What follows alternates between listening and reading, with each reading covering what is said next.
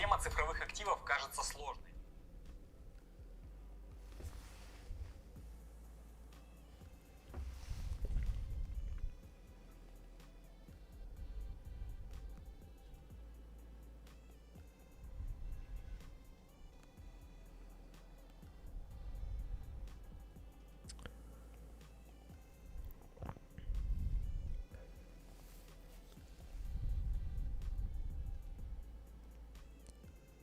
Okay.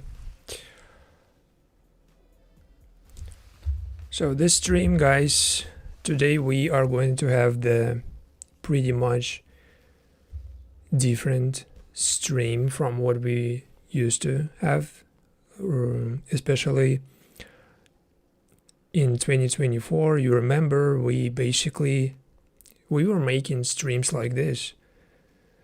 We just watch something, we react to something, and we don't tell scripts, plots anymore. We just chill, we having fun, and you can vote for your favorite characters. Every time you vote, any number goes up. The character you vote goes up. You can see one, it's already voted by me. I just tested it. So this is just interactive stream. You can really just pick your favorite couple from the poll. You can see poll 4 options: Alex, Lucy, Steven, Lucy, Diana, Pippa, Wrigley, Diana. Pick your vote. Make your vote.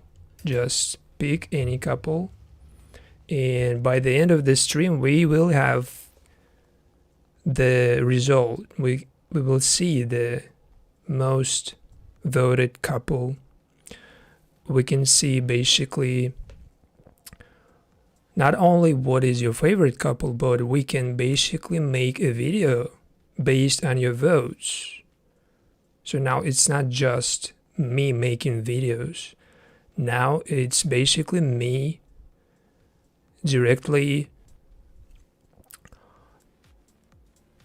referring to your, let's say, opinion.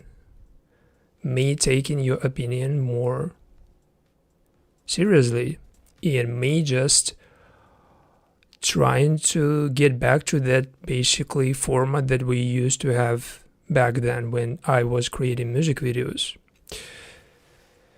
So you can vote,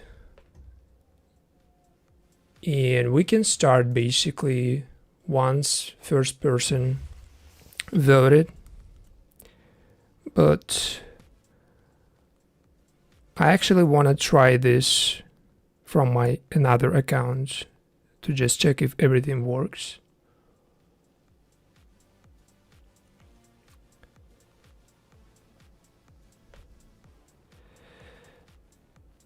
To check if everything really works, I can really vote just myself.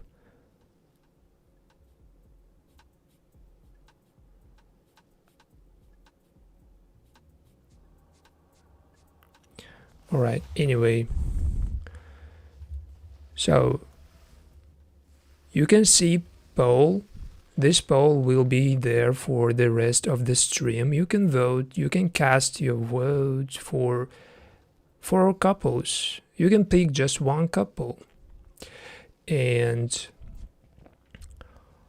while you're thinking basically what is your favorite couple, what is your favorite characters,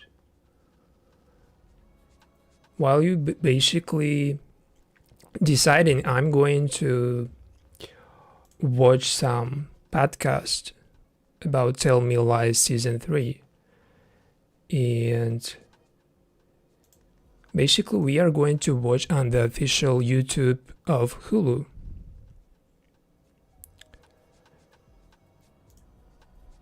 Welcome back to Hulu's Tell Me Lies official podcast. I'm your host, Stassi Schroeder. So this is like official podcast that you can find on Hulu. It's been 4 episodes so far. These basically podcasts, they are free to watch, of course, but you can also find them just as audio format. You can just listen to them, but I prefer just visuals as well. Not just listen to something, but to have each week I take you inside actors, share the stories you didn't see on screen, and hang out with the cast and crew of season 3 of Tell Me Lies. Now, maybe we can speed up the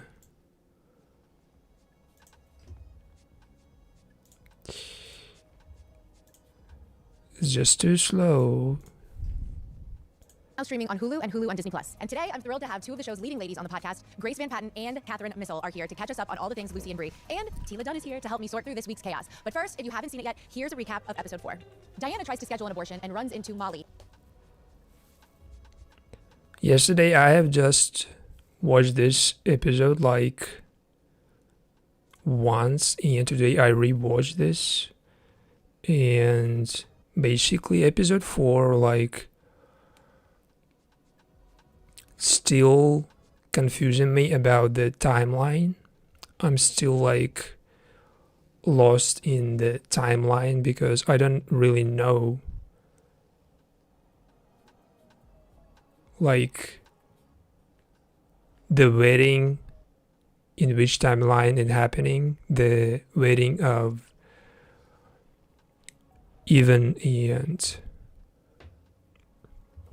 the wedding of Even is happening in specific timeline. And I still don't know in which timeline it's happening because it's kind of confusing. If you know which timeline in this TV show, season 3, the wedding, tell me please which timeline it is. Like, I see the 2017, but if the wedding in 2017, then which timeline is the other one? The whole series right now happening in specific timeline, like, and the wedding is in 2017, and I'm still not sure which year the main timeline is. If you know that, Steven finds out and throws a fit to leave a comment please, because I'm still confused. Without consulting me first. I mean, what would she consult you about? I don't think she needs your permission. It's kind of up to her. Steven plots to use Diana's pregnancy to get back in with her dad. But I'm not trying to, like, go and just search all the information anymore. I don't want to be anymore like a browser, who just flooding you with information, just throwing all the like information you can find yourself at you. I'm not just going to throw any just scripted or obvious information. Now the format is just completely different, and I'm going to get used to. But first of all, we need to just make this stream as first of this year Unhinged, but she obviously sees right with new format, just to see the feedback, to see maybe the changes, through his plan and tells him that she can't wait to abort his baby. For the second time, Lucy gets called into the dean's office, this time with Katie and Marianne, who encourage Lucy to officially report that Chris sexually assaulted her. She just wants this all to be over instead, but then someone makes a Facebook page called Chris is a Rapist. Okay. This is something I really understand about this rape, and that basically Lucy took fall for this rape. She basically told that she was raped instead of Pippa. When Oliver... This is something I understand. Oh my god, did we just make... Guys, we made the mistake in the poll. You can see Wrigley and Diana. This is not Wrigley and Diana, obviously. In the poll, in YouTube chat, the last option is Pippa and Diana, of course. Pippa and Wrigley. Yes. So I cannot change it right now, but you can still vote. Or maybe I can change it. So what if we just end poll and start a new one? Start poll. 4 options. First option, Alex and Lucy. Second option, Lucy, no, Steven, and Lucy.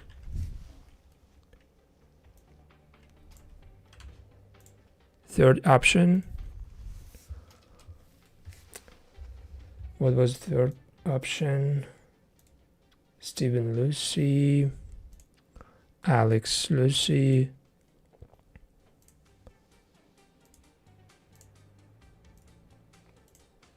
Diana,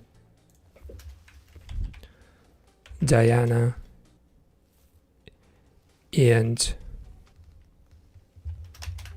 Pippa. Fourth option, it should be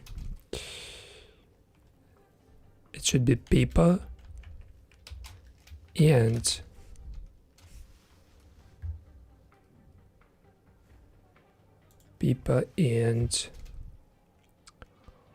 Wrigley. So this logic is more correct. Wrigley.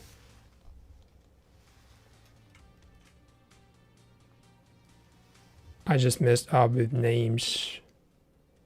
So now we basically starting a new poll. Alex, Lucy, Steven, Lucy, Diana, Pippa, and Wrigley. And we basically have to make some changes in StreamBot. This is like specific soft that makes this poll happening simultaneously with the pictures on the screen changing numbers. So every time you vote, number goes up. Every time you pick your favorite characters, number on the screen goes up. Number for specific character you picked goes up. You see 1 and 1 for Alex, Lucy, and Steven, Lucy because I previously voted myself to just check if everything works. But now to make this more correct, we changed the mistake and now it should be fine.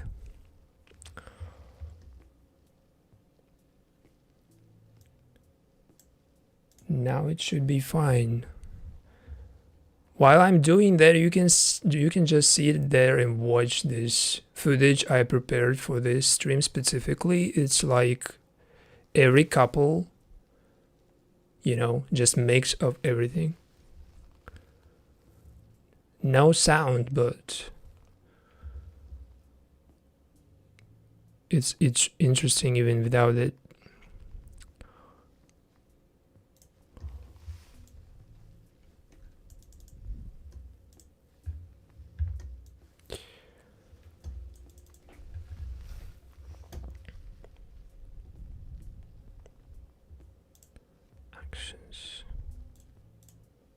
So I recently discovered a new soft called Streamer Bot. This basically really complicated application, but it allows you to basically do a lot of interactive things, like, for example, poll connected to animated numbers, characters. And if you made everything correctly, if you just set it perfectly, it will work. But it takes really a lot of time to learn first, then to try to test everything. And once you did everything right, it should be working perfectly. But it's complicated. It's like programming, you need to know basic, I don't know, things in programming or something. Otherwise, it might just look like completely, different world with all the settings. So we should have changed the name of, instead of Diana and Wrigley, we need to put Wrigley and Pippa.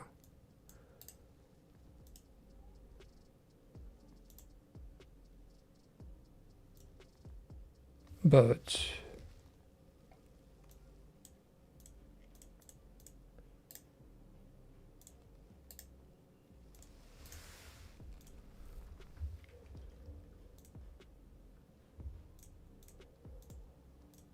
it's not as easy as it sounds.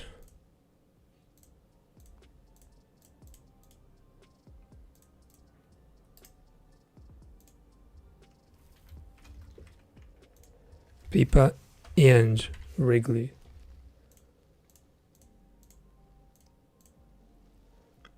So Pippa and Wrigley, couple 4.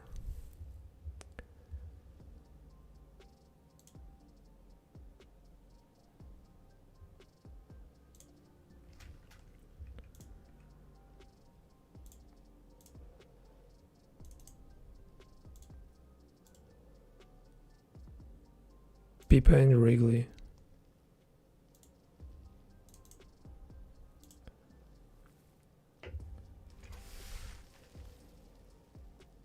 The footage you're watching right now, it's like, imagine if all of those characters, they they were seeing dreams. Every dream is different, of course, and every time each character wakes up, they see the different reality. For Steven, for example, he never even sleeps normally. Maybe in his sleep he imagines his revenge, his next move, because he's so tricky. He knows exactly that Lucy already cheated on him. So he showed up at the place where basically one of those people Lucy cheated with on him works. Then he went to another guy she with this guy because she currently broke up with Steven. So this new guy, Alex, is a new character in season 3.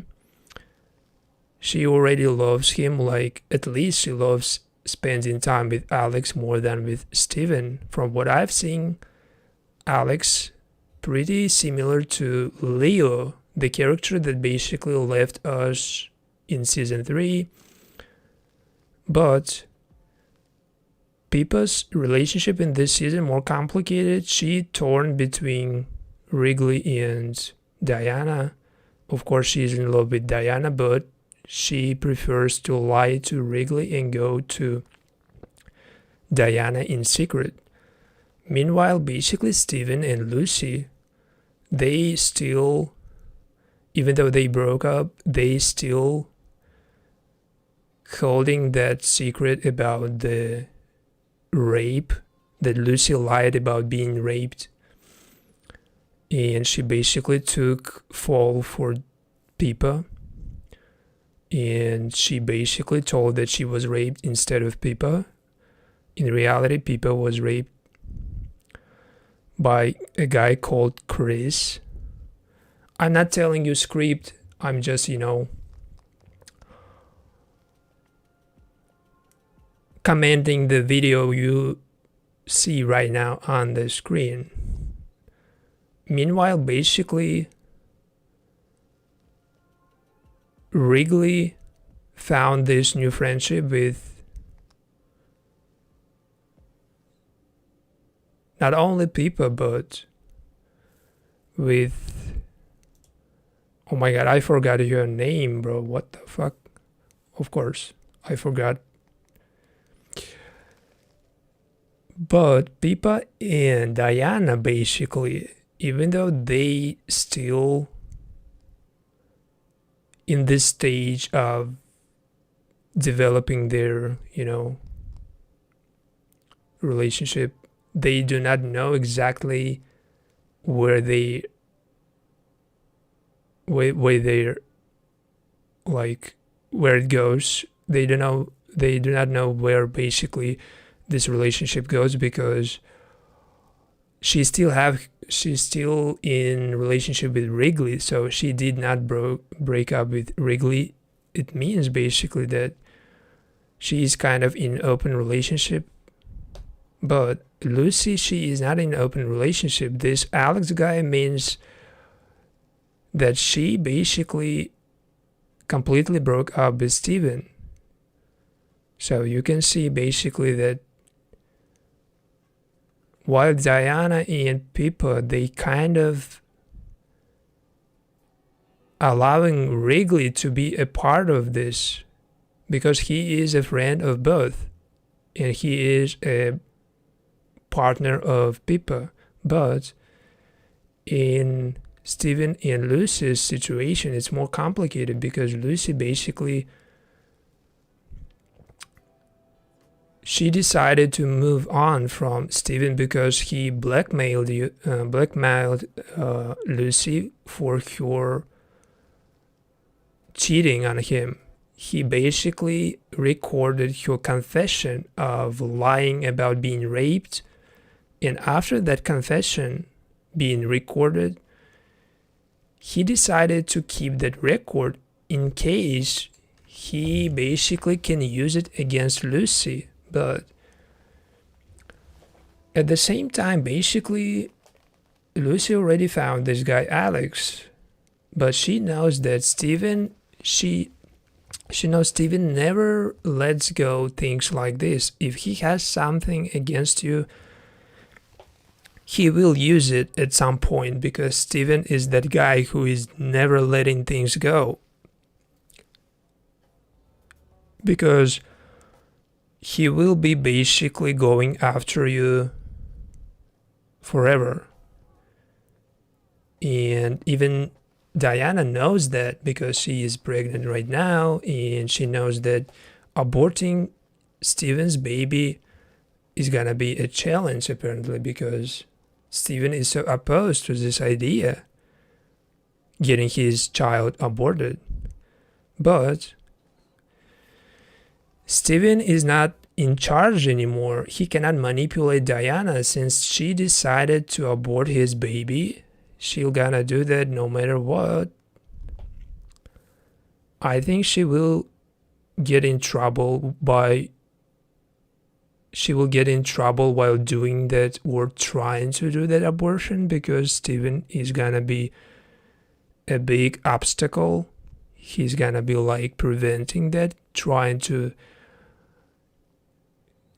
throw his tricks, trying to again manipulate everybody to get what he wants. But I don't think that he wants that baby like to be a father. I think his like intention behind this is that to get something from Diana, not even baby, but maybe he wants kind of feel in charge of at least this situation, because he lost situation with Lucy, even though he has that record and he can use that against her, but he's still looking for something more. He wants to regain his control over Diana, maybe. Or if it's the opposite, if he really wants that baby, if he wants to become a father, that means basically that I'm wrong. Maybe he really just so,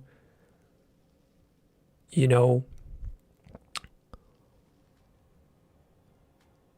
is basically so like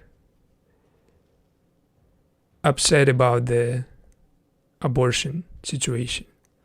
Maybe he really wants that baby. Since basically his own family, especially his mother, treats him kind of like cold treatment from his mother, it could be a sign that he is really just looking for that opportunity to become a father and to make things differently from what his parents did.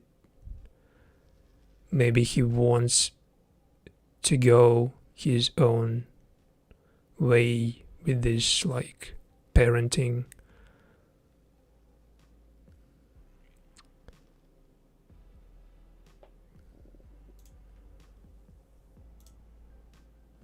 But I'm not sure what he is about. And this Alex guy is still kind of a huge secret to me. He seems to be genuine. He seems to be so like charming, at the same time the opposite of that Steven personality. He's not manipulative, but he is kind of manipulating, but at least he is honest about his intentions. He is not looking for an opportunity like Steven to just throw Lucy under the bus. He is not looking for that opportunity. He is more like of a supporting character, I think, for Lucy. At least Lucy seems to be happy, and she apparently found something in Alex she was missing in Steven and in Leo in previous season.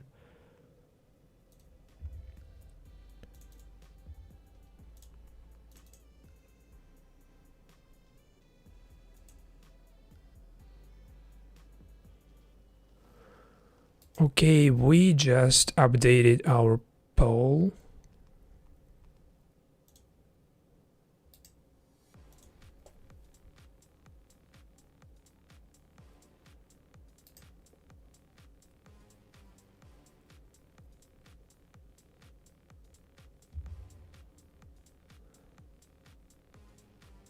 Now let's see if everything works correctly. Poll.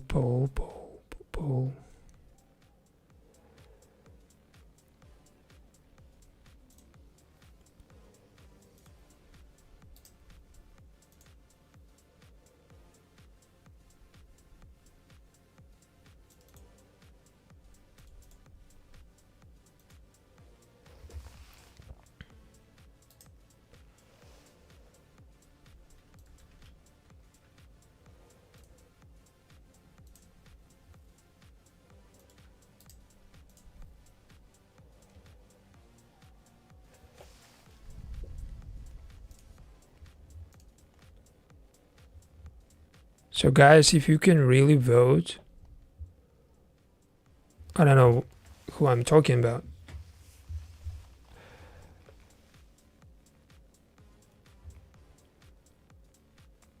I don't know who I'm talking about it. Maybe I should just cast vote myself.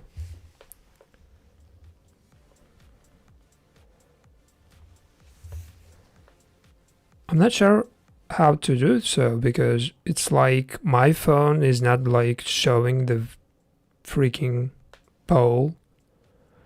Oh, it's because I'm logged in the same account and I cannot vote myself while I'm watching my own stream, apparently.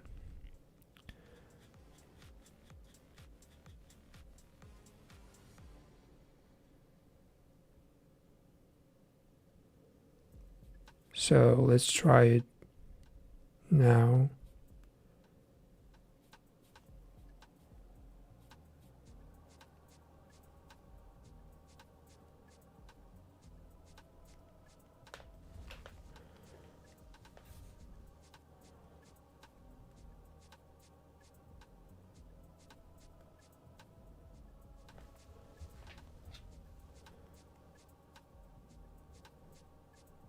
Still no vote option, bro. What?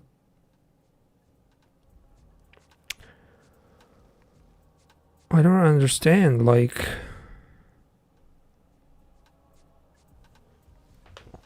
Alright, never mind.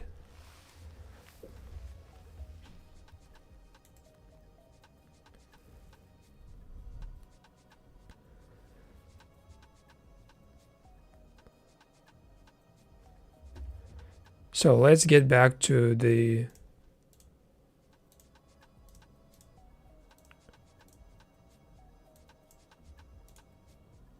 podcast.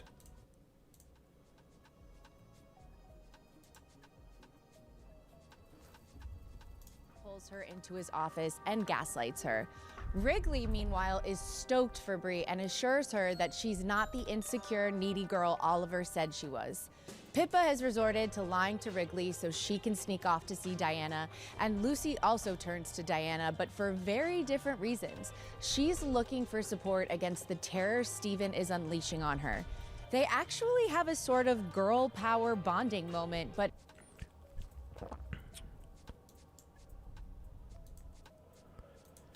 they do have that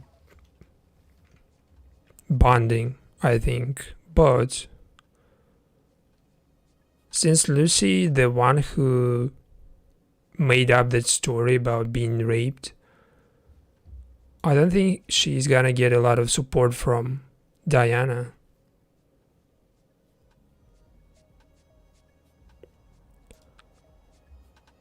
I don't think so. Because if I remember correctly, the whole like situation started where basically at that party where Pippa was raped or something, like she was basically spotted on by another character, while basically that Chris guy, he was walking out of bathroom. While he was walking out of that bathroom, somebody entered the room. So somebody caught him hiding, like his actions, that he was definitely doing something wrong or something like this. But we still not sure like the real situation, what happened. But it's apparently like that Chris guy was involved not only in that situation with Pippa, but he was involved in another situation similar to this. And now basically those people, they like rallying against Chris. They like joining this group or like community where they talking about like how terrible that person is, Chris. And they specifically inviting Lucy because she previously mentioned that Chris guy, he raped her. If she's not lying, she obviously is. She is lying, but if she tries not to lie and tell the truth about this rape. If she tells the truth, and she already told the truth on camera, the truth recorded by Steven, if she tells the truth, that means basically that everybody will be like against Lucy. She will put herself in the dirt because she lied about that. Guys, I see somebody voted, but I don't see the number changes. What's wrong with the poll? The numbers should be changing instantly. Once somebody voted, the number on the screen should be changing. But I don't see that happening. Maybe something wrong with the poll system. So I'm going to vote myself from another account to see if everything works. Now I voted for Diana and Pippa. Yeah, it works.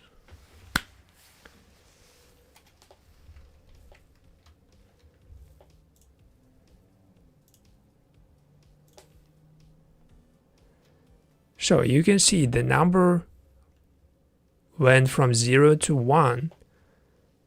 Now Diana and Pippa have 1 vote.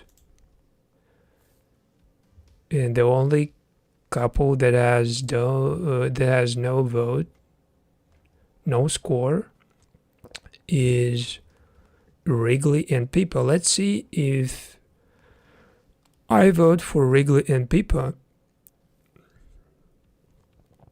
Or, for example, if I vote for Steven and Lucy or Alex and Lucy again, and if number goes up from 1 to 2. So I'm voting for Alex and Lucy. Yes, number goes up. So everything works perfectly, guys. I'm so glad that we right now have this interactive poll system. You can really just vote, and we can do a lot of things, not only just photos, pictures of characters. We can do a lot of animated characters. We can like integrate more of like options to be not just numbers on the screen, but every time you vote in the poll, we can make it like characters appearing on my screen doing something like animated.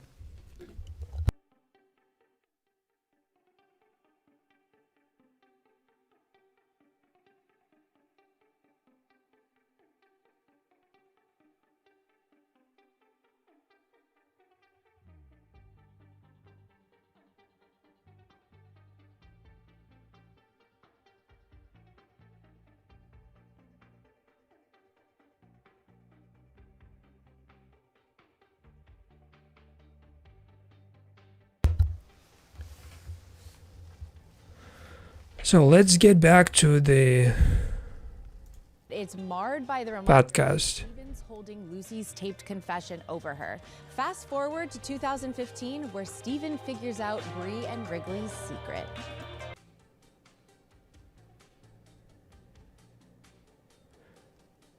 Wait, what she figured out?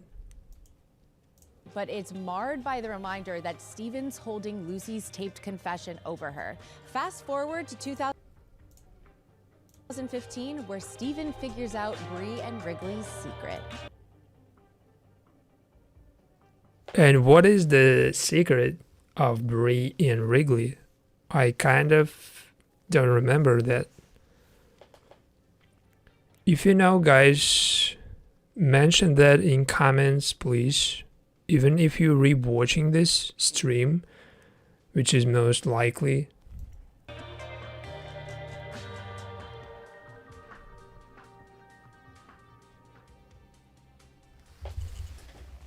Can I call you Kat? Because I hear that everyone calls you Kat, and I want to feel like I'm in the crew. Yes, please call me Kat. I'm dying. Grace, Kat. Hi, Sassy.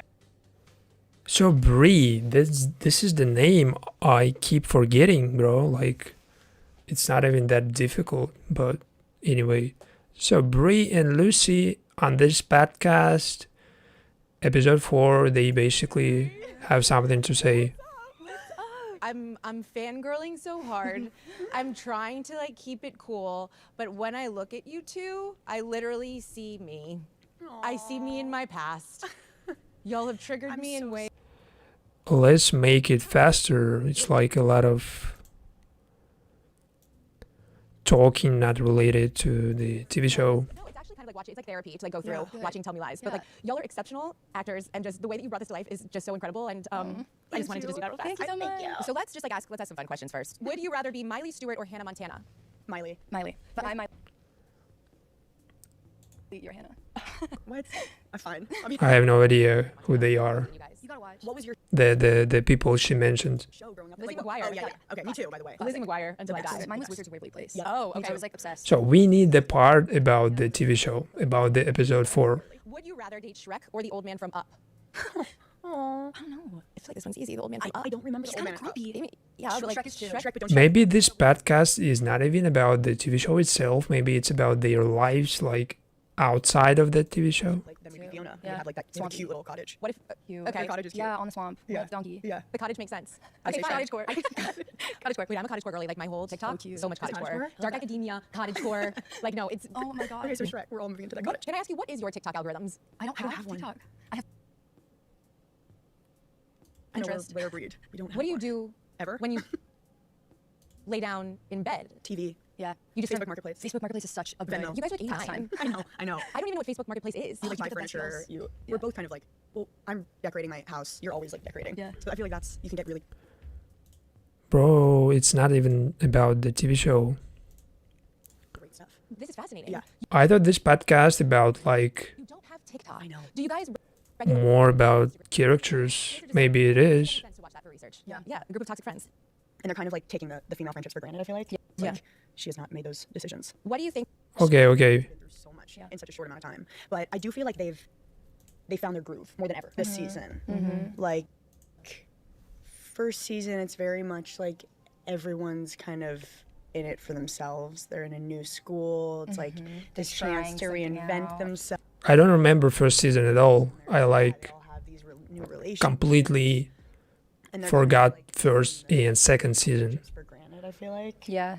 And then second season, we were like each other's confidants. And like we totally held each other's secrets. Yeah. And I feel like that built such a trust. Yeah.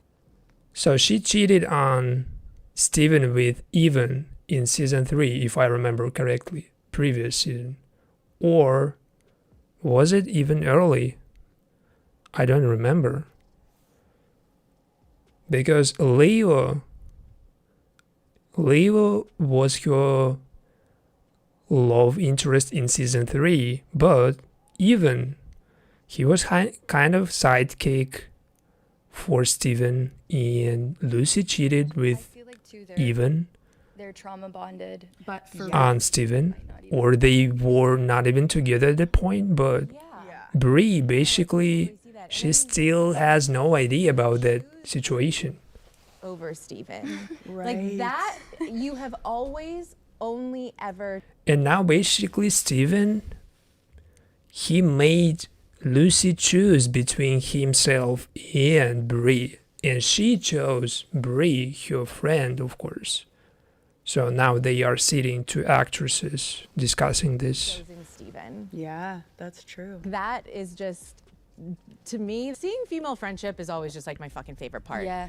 I don't know. Yeah, I agree. And I was proud of Lucy in that moment. Reading it, I was like not expecting her to choose a girl over Steven. It's Yeah. like she has not made those decisions. What do you think Brie and Lucy understand about each other that makes them such close friends? I know you said the trauma bonded thing. I think there's a darkness to both of them.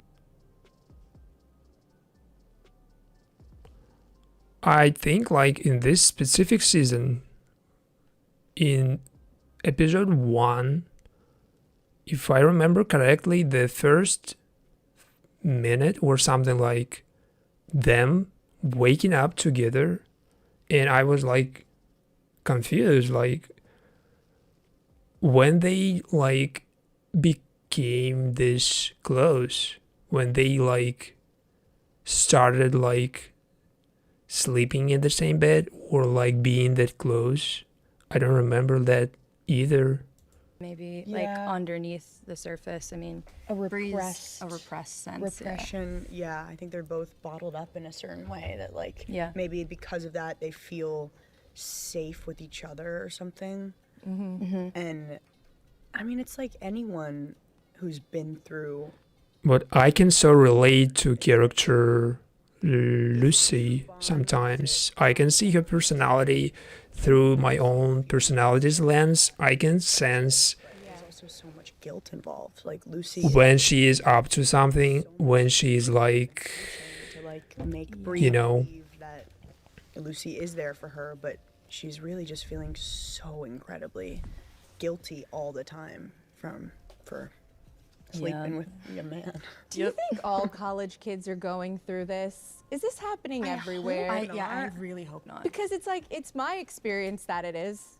And then I'm watching this and I'm like, oh, it's happening on TV too. And now I don't want to send my who the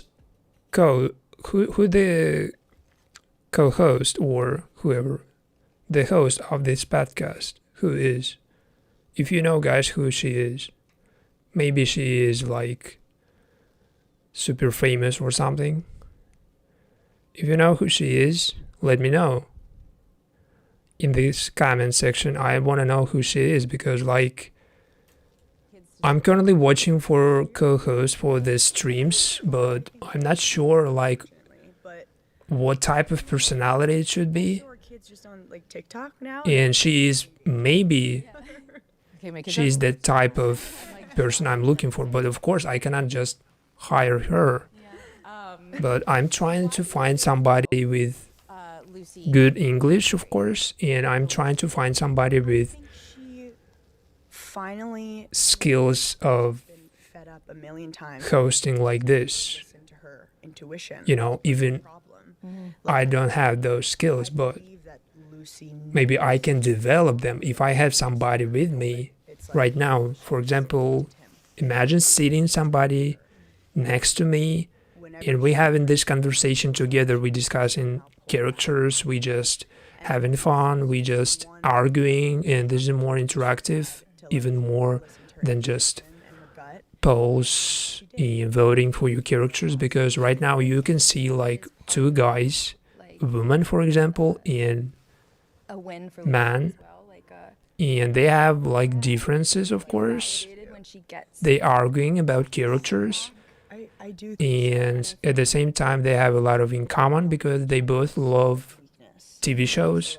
So if I find somebody like who speaks English in my town, It's all dark. if I find somebody like a female that is interesting, she knows English, she knows how to Yeah. You know what I mean? speak in front of camera, she knows how to be like To see eye to eye. confident in front of camera. If I find that perfect candidate for my These two streams, it would be not just me sitting here. Maybe we can make it like issues in the same person. one camera and another camera, like I know. Like you, two different rooms, you're obviously similar. and we just discussing TV shows together, Yes, drawn to both of yeah. you. and we basically Now you can also try. this way we can make this I've done that with all more interesting and more valuable, Underrated. because right now I see that people not interested tasks, like a professional. in live streams like this because they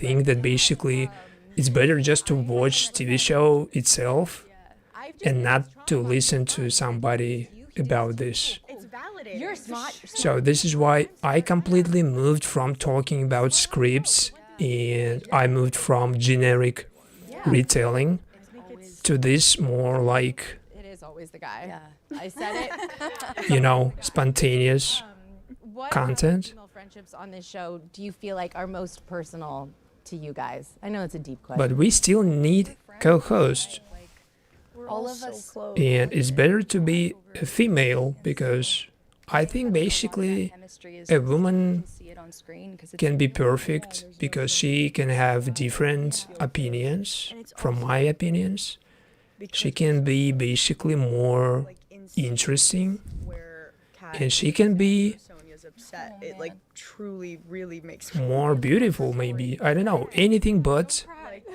Please don't cry. personality, feels of course, goes first.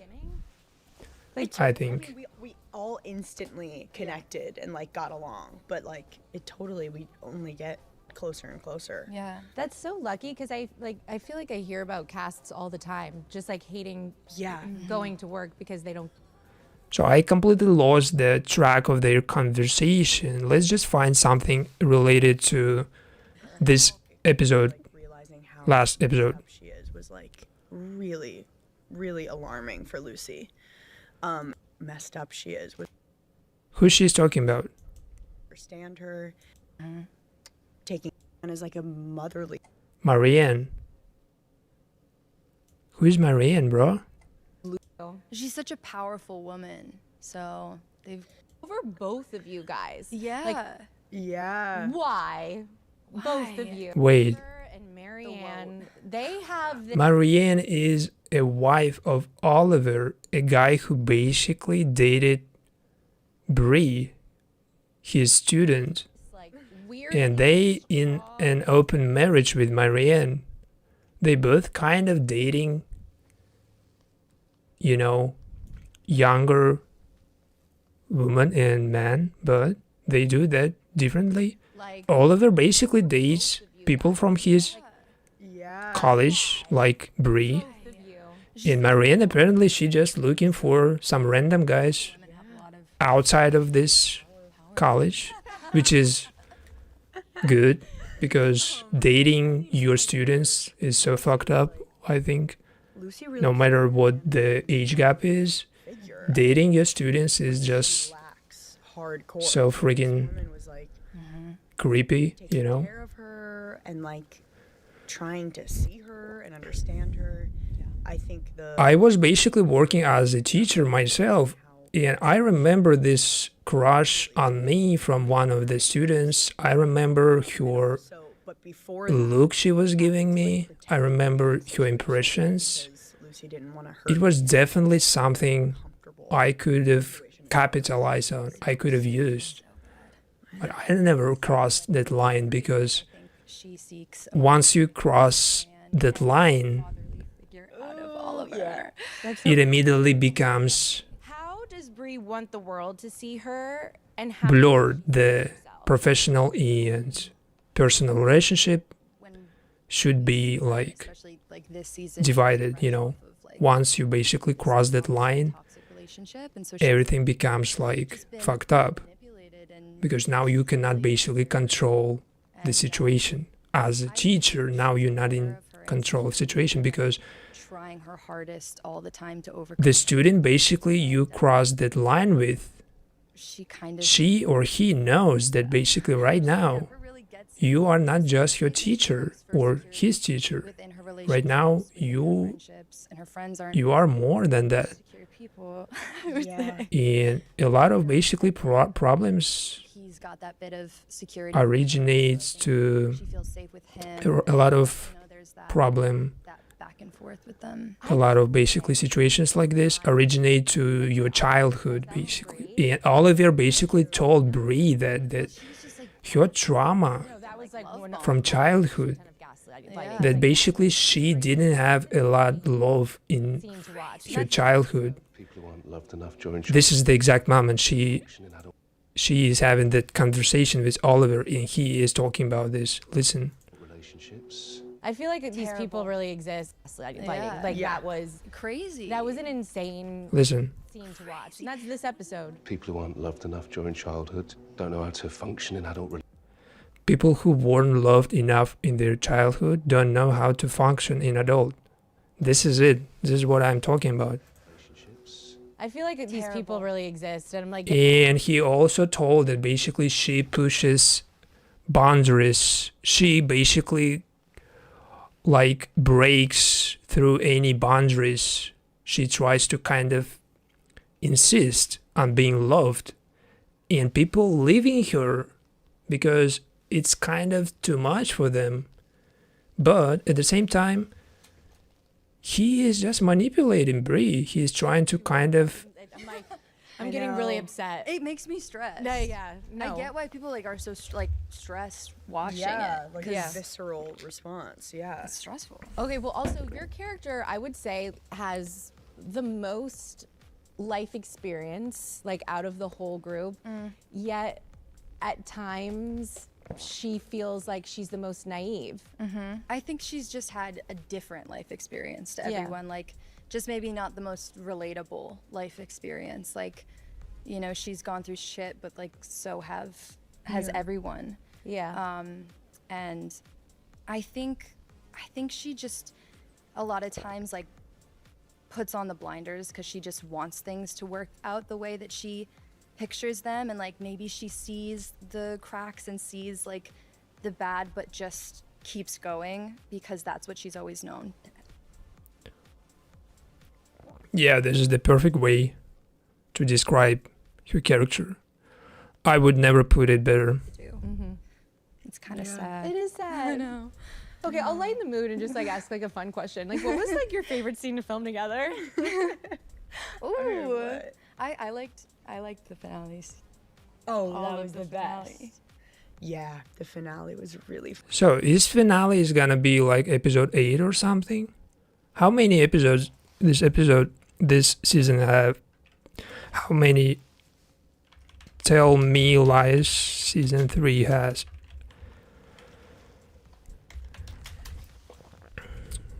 Let's check. I'm curious because I want to know how far the end is. So season 3 officially has 8 episodes, with episode 8 being on February 17, 2026. It's like always month from now.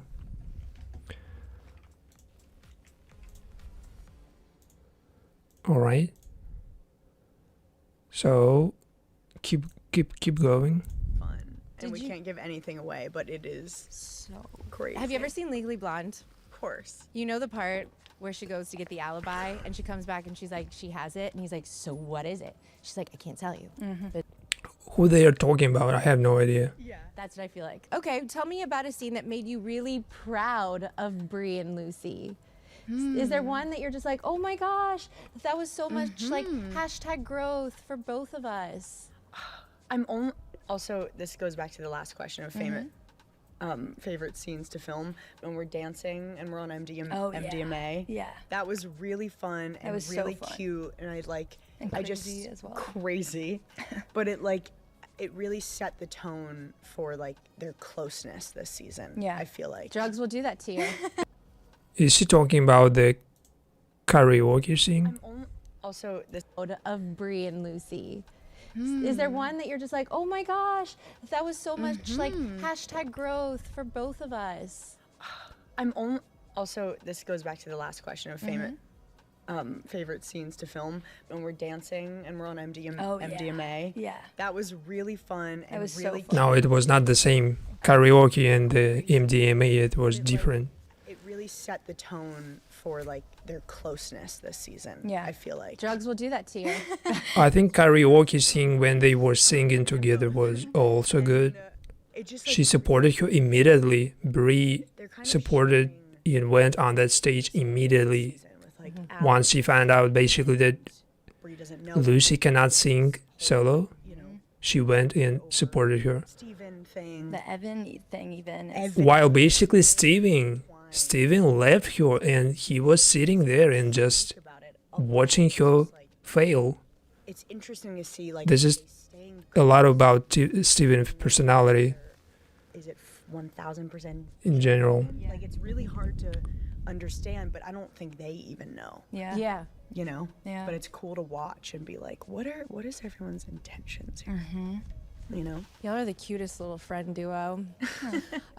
Okay, also in this week's episode, Brie beat Steven at his own game at the wedding. Wait, what? What does that mean? Like, I started waiting. I have no idea still which timeline like 2017 is. Is it future?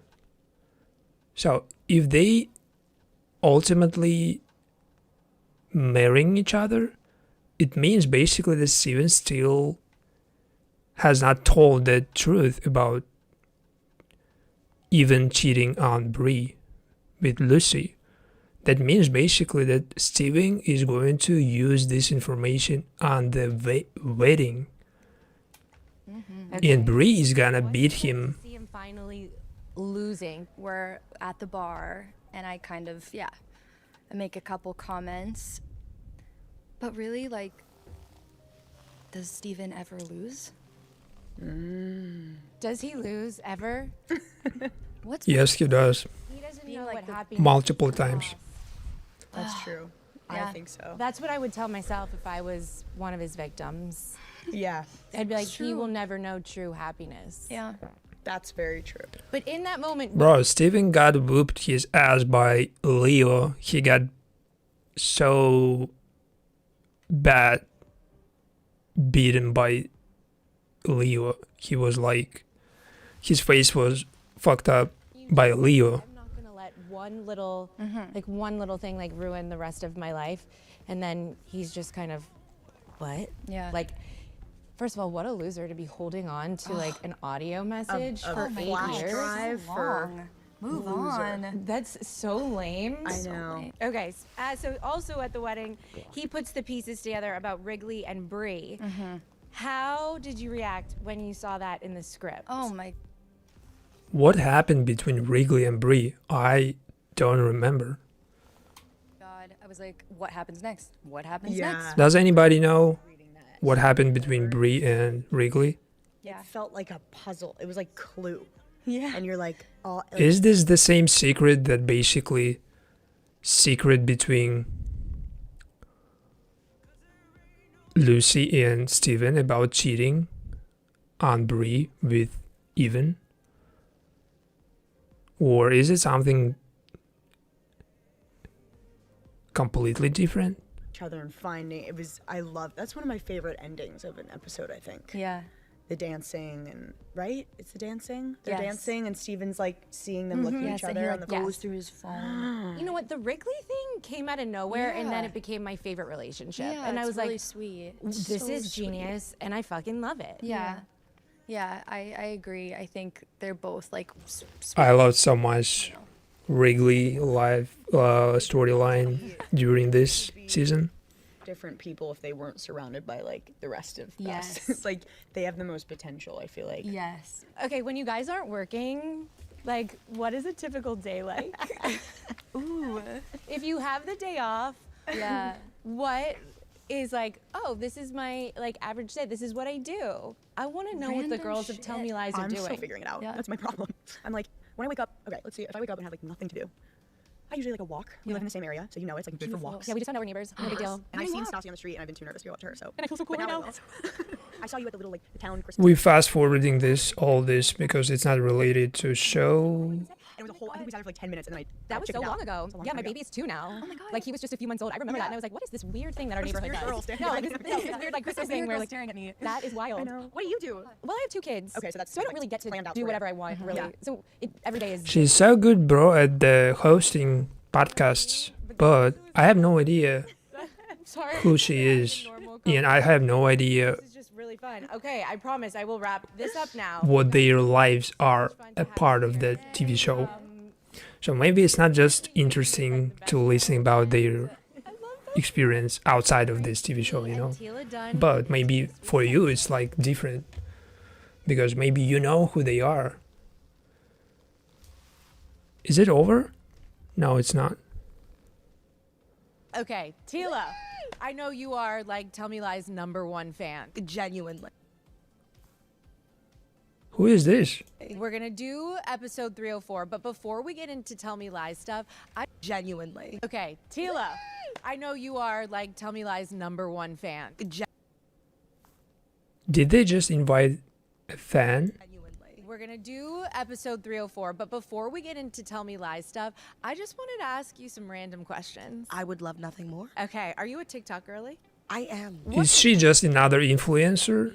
Who she is, bro? Left up anyway. Ooh, probably any of my, not any, but like anything. She is actress Probably any and influencer, of course. of my, not any, but like anything that has to. So do what with projects she like participated in? vlogging, What like big shows or 19, 20, 21. something? And, you know, I'm a very honest person on the internet. I show the good, the bad, the ugly. But, you know, I was just like a young little girl in love. And so I would do these like boyfriend tags and like vlog with date night and all this stuff and like show my relationship in such crazy depths that like, yeah, they would get a lot of views, but it also just was just TMI. Just certain things should not be on the internet. Wait, which character do you think would like most want to be an influencer? Ooh, that's hard. Honestly, I feel like Lucy. Because Lucy, if you think about it, she just tries so hard to be liked. And she wears a lot of hats. And I feel like she would want to be an influencer. Yeah, I just like don't feel like she ever like really fully commits to anything, and it like trust you know. Bro, I would have so loved if they invited the character Leo from season 3, season 2. If they invited that guy Leo from season 2, that would be so nice, bro. Yeah, Does could she have see that her- drive? I could so see Lucy being like an I just have no idea who this is. like, I'm, you know, look at me, I'm doing DIYs. And doing, So I kind of skipping all her part. for a year. You I are- can so see that. you're Which, so that way, right. I mean, it happens to the best of us. But I guess out of all of them, it would be Lucy. I don't see that for Diana. I Not don't at see that all, for private. yeah, I don't see that for Brie. At all. I don't see that for Pippa. Definitely not Pippa. No, Pippa would be like, I feel like Pippa would be like cursing people out online. Yeah, totally. She'd be on like TikTok live like, All right. Episode 4.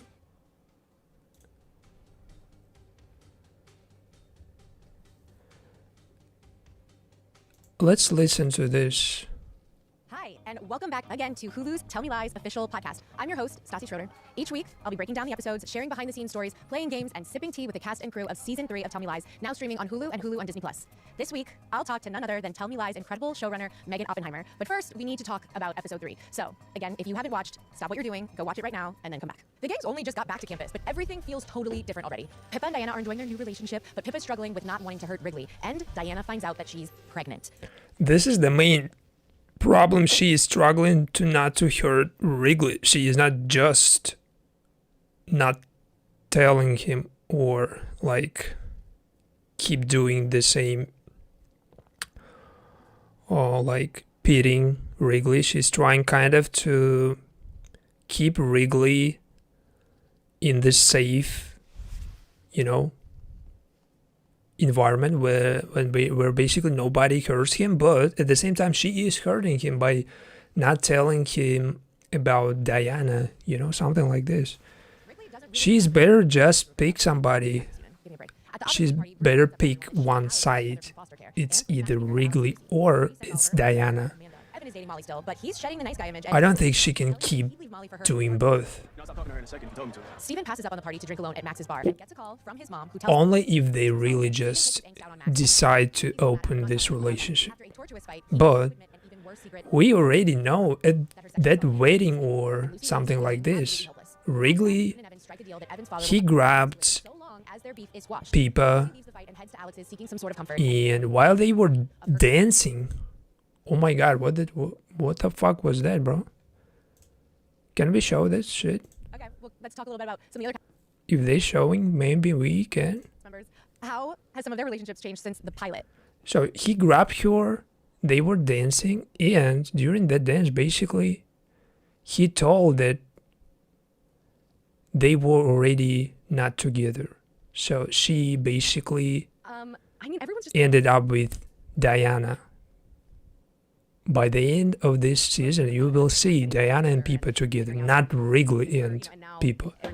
This is what I understood from wedding scene. like since the pilot, I feel like, or they're auditioning, like they auditioned or something. I don't think I know who this is. We need just actors. We need actors. Or film that video. I think she should have just told Brie. We don't have actors. Hello, and welcome Hello. back to Hulu's Tell Me Lies. Here we go. I'm your host, Stassi Schroeder, and each week I'll be analyzing episodes, getting behind-the-scenes stories, and digging into all the drama with the cast and crew of Season 3 of Tell Me Lies, now streaming on Hulu and Hulu on Disney+. And on this episode, I'm freaking out, because Jackson White and Spencer House are here to talk about all things Steven and Wrigley. We'll talk about how the relationship between their characters has evolved, and what Season 3 has in store for two of the Tell Me Lies leading men. I'll also chat with the show's composer. Vote for Alex and Lucy, bro. I do the same. So Brie goes out of her way. I'm voting for Alex and Lucy every time I see the scenes between them. It's like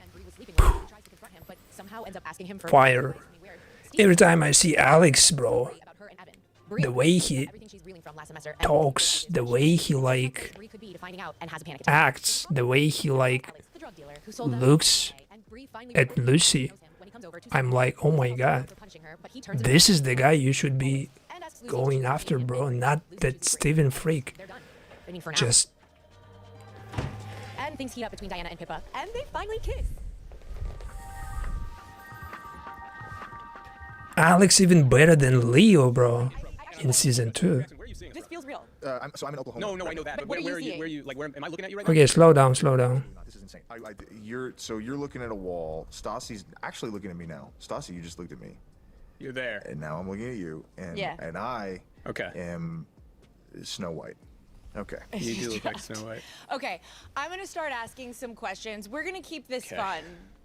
All right? Mm-hmm. So, Can I this look at you? episode With Wrigley, bro, it's always fun, bro. is the most fucked up weird thing Silence. I've ever done. Okay? Let's just do logistics for like Yeah, the next like sure. 30 Yeah. minutes. In Wait, is he not in the studio, bro? this episode, The Steven guy?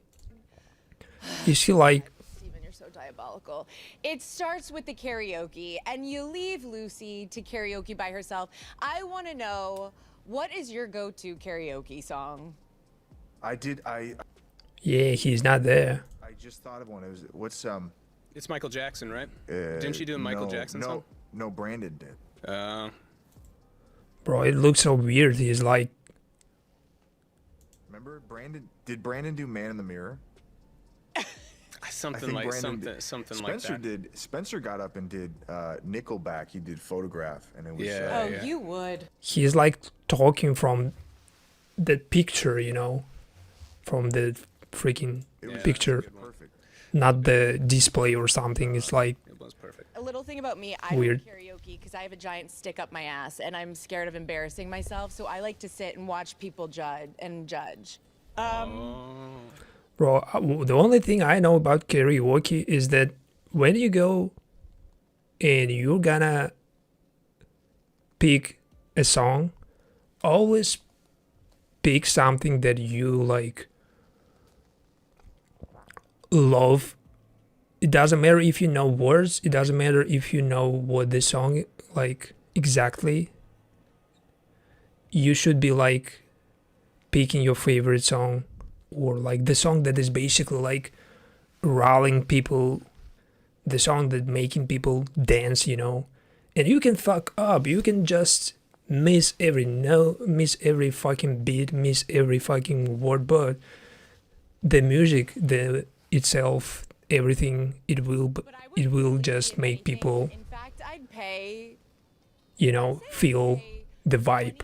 $20,000 to go with you guys as a group, all of you, and watch And it doesn't matter with whom you go, with like We can do it. a guy like Steven who is gonna leave you We've done it before. All right. and just sitting there and watching you failing, but you will not fail How if you choose that song. Wrigley's relationship has changed by this point in the series. Right now, we're at episode 2. And it's better be song with minimum words. Who wants This is to what I did on when that one? I just went to karaoke first time in my life. I don't It wanna was be like anything 2 years but, ago.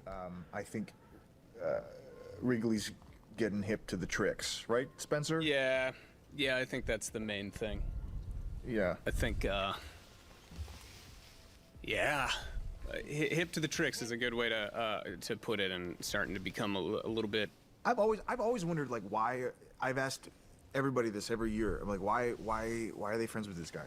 Oh, yeah, no shit. So we'll try and inject humor into it, and then it's like, this isn't funny. So he's talking about Wrigley, right? Like why everybody be friends with him while he is just This is not funny. He's joking. so I've asked that question a lot. This is the good thing about Wrigley. He is like not trying to be somebody he is not. He is just genuinely Growing and fun.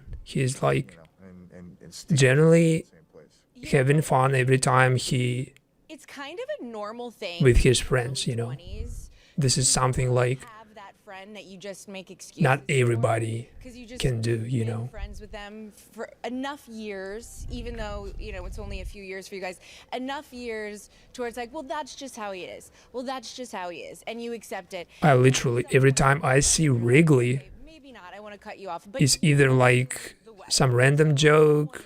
It doesn't matter if it's really funny or not, if it's like stupid I don't know. humor, but his vibe is like never letting that person, That's insane. your, This episode, and this is for you, Jackson. Steven friend, choose between him and Bree. getting bored. She chooses Bree. Did you see that coming when you were reading the scripts? Were you like, what was your concept to you? I don't know how he. Wedding. So no one really totally wises up to you. I don't know how he made it to that wedding. I don't know I'm either. so confused. I'm like, how? Who? What address that? At some point you wake up and you're like, okay, maybe not, I want to cut you off, but you go to the wedding. So no one really totally wises up to you. I don't know how he made it to that wedding. I don't know I'm either. so confused. I'm like, how? Who? What address did they send that invitation to? That's insane. Also in this episode, and this is for you, Jackson, Steven makes Lucy choose between him and Bree, and she chooses Bree. Did you see that coming when you were reading the scripts? Were you like, what was your reaction to that? It's good. It's good. Good growth. Good for her. He's bad. He's bad. Bad news. I mean, I was shocked watching it because Lucy has never chosen anyone over you. Did she really never choose anybody over Steven? I thought like Leo, Alex make it too. I feel like we've all had that experience where you get you have jealousy of something that does not directly interfere with your relationship, but your brain decides to make you believe that it's a threat. I've had those experiences where you're like, it's not logical.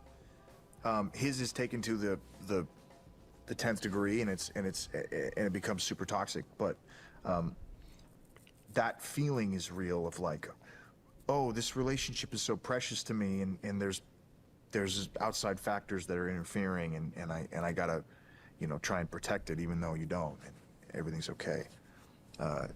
That's like the more human version of what it would be. And then Steven's like a sociopath, so he doesn't, I don't know. He's just fucking possessive, and he's.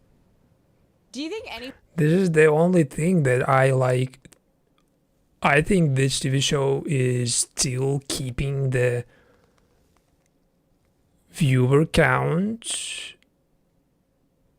because Steven character, as much as manipulative he is keeping everybody entertained because of his personality, because you can find this perfect villain in Steven, you can find this antagonist Steven, and you find your protagonist, which is anybody else protagonist. You can find your hero like Lucy, Pippa, or Bree, and you can root for them, but you also can hate somebody, or you can just hope that this guy, Steven, is finally gonna end up alone. Part of him is like proud of her in that moment, or is he incapable of actually even feeling pride in somebody else? Maybe he's impressed. Yeah. The reason why we don't like Steven, because actor is just perfectly did his work. This is the reason, not because we never like those guys. No, he could have been different, and he could have been more hated on if actor didn't pull off his job perfectly. Because we have a lot of similar characters, and not all of them I hate, but Steven is, oh my god. Good chess move. It's like Yeah. because he doesn't go deep like that. And he's like, thanks for giving Every time I see him, to spiral, hate you, and get you back because I was bored for a second.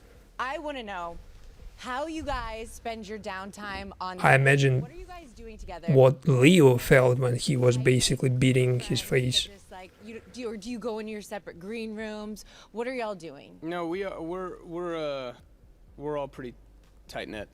We lucked out in that way. Yeah, I think there's a lot of casts that don't get along, or so I've heard, and we're all really good friends.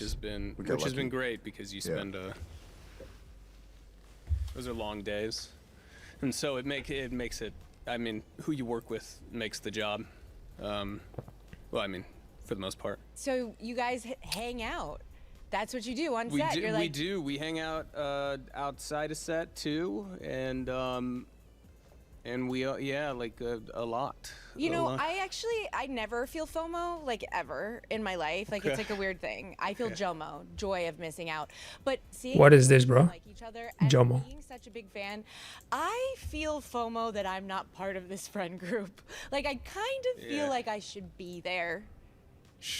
Oh my god, bro. My dictionary is so fucking outdated. What the fuck is she talking about?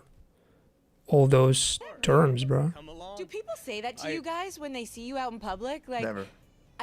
Never? Okay. Not once. Now having met everyone, I've loved talking with everyone. That's what's making me feel like I'm a part of this too, you guys, and I'm not. It's Delulu energy. No, of course you are. This is I genuinely, this show brings so much joy to people that they love the community of it. Even if it's horrible and toxic, it's like those are your favorite shows. You think you're one of the group. I did the first show I did that with was like Friday Night Lights. I thought I was on a football team. Yeah, dude. Yeah. Like I was walking around talking like them. It's like it's the best. TV has that power, especially when you have like a soulful, grounded ensemble. That's what we have. Like everyone's kind of like real and That's something of course you want to be a part of it. That's something I love about this cast is everyone brings it. Yeah, And that doesn't always happen, unfortunately. But every day, everyone tries to make it worth watching. And we have a great crew as well. And so it's nice to show up to work and have everyone care. I love to hear that. Yeah. What was the most fun scene you two shot together? In all the 3 seasons. Yeah. All right. Oh, I like that pool when we were all jumping in and you got the bowling ball, and we're. Bro, look at him. Look at the freaking Wrigley character. He was so different. Yeah, that was cocaine. fun. That And was. we're doing baby powder cocaine Yeah, together. B12. He was so different. You're having sex with a pillow. Yeah, that was more fun for and- everyone else. Yeah, that was right. Okay. No, I don't know. Being that naked on set, there's a lot more people behind the camera. I think the way he looks right now is like way better than long hairs. Not everybody can like admit it, but I think his style right now is just On set. matching his vibe better. I think that's part of why I love this set too, and it goes back to what we were talking about. There's not a ton of gossip And he's not just that in the things that the characters humorous now. He's even more on the show. attractive. I'm pretty gabby. You can gab, but Steven nominated him. Before, like this season, I thought like Wrigley was kind of not sidekick, but he was not that serious type of character. He was like joking around, and Wrigley was like, for me personally, before this season, Wrigley was just, I feel like everyone's like, you know, did you hear? I feel like kind of stand-up type of character, just throwing jokes, not being serious, never. everyone's a little no. That was Wrigley before this season, but in this season, season 3, Wrigley just to me, comes off completely different. He's like, you know, Maybe they have a a new Wrigley, You, more serious, well, I more won't speak on that. attractive even visually. he looks more attractive this season. He looks more like charming, you know. Kind of like, oh, I don't want to like Spencer, say anything. Spencer is the most. Even between Steven and Wrigley, I see like right now competitiveness if they are going to like hit on specific women. Wrigley has basically better chances. And Steven even mentioned that basically Wrigley slept with 4 women simultaneously, and now he became You're generous, a feminist because he basically your personhood, I would say. he basically picked Diana's side after they found out she was pregnant. Wrigley told Steven that Steven has no control over the situation. Only Diana can decide if she wants that abortion or if she wants to keep that baby. Kind of, you know, Wrigley not only humorous, but he is like, he's so wise when it comes to situation when you need to be like neutral, you know. Yeah, if you He can pick that neutral side so fast, and he can keep his friends from both sides, like Steven and Diana. They are both his friends, but he can be neutral when it takes. Do you guys have a group chat, like a cast group chat?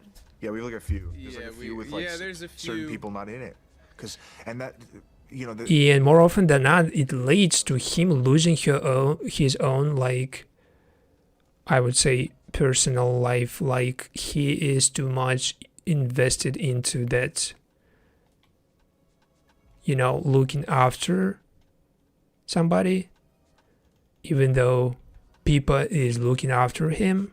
Yeah, or like He is constant. like, hey, we're gonna go Wrigley is constantly with somebody like Bree, or Right. they even took that photographer like because you just courses or something. They took that photographer classes or something in this season with Bree together.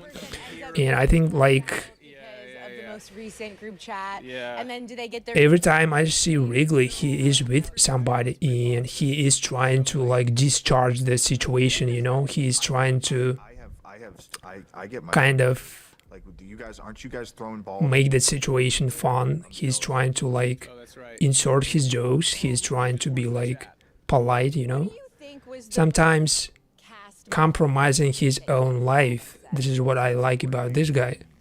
Thing. It's great because we're all in one room and we're getting food together and we're like fucking around playing cards. We're boring. We're not, like, I was don't there know, we're like not- because the lake house was pretty close to the end of season 1. Was there like a moment, Jackson, that you remember from like the very beginning when everyone started clicking? And I remember. we got like four we got years like ago. a random party bus one night. Remember? Bro, I see Alex and Lucy, the only couple that basically has more than 2 votes, more than 1 vote. This means, and this basically telling me that they are gonna be the main focus of my next video, apparently, since they have the most votes. Even though it's not completed yet, you can still vote, and I will decide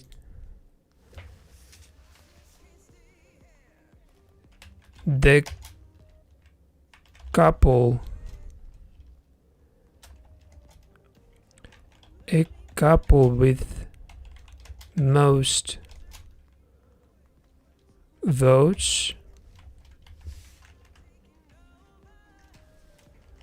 a couple with most votes will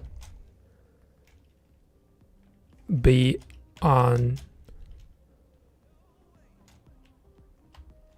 the main figures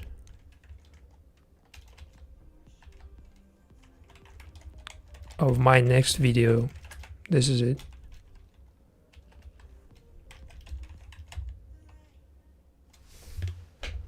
This is how we making it interactive. This is how we're making polls, not just to be there for clicking option, but it is basically defining my next video's format and main characters of that video.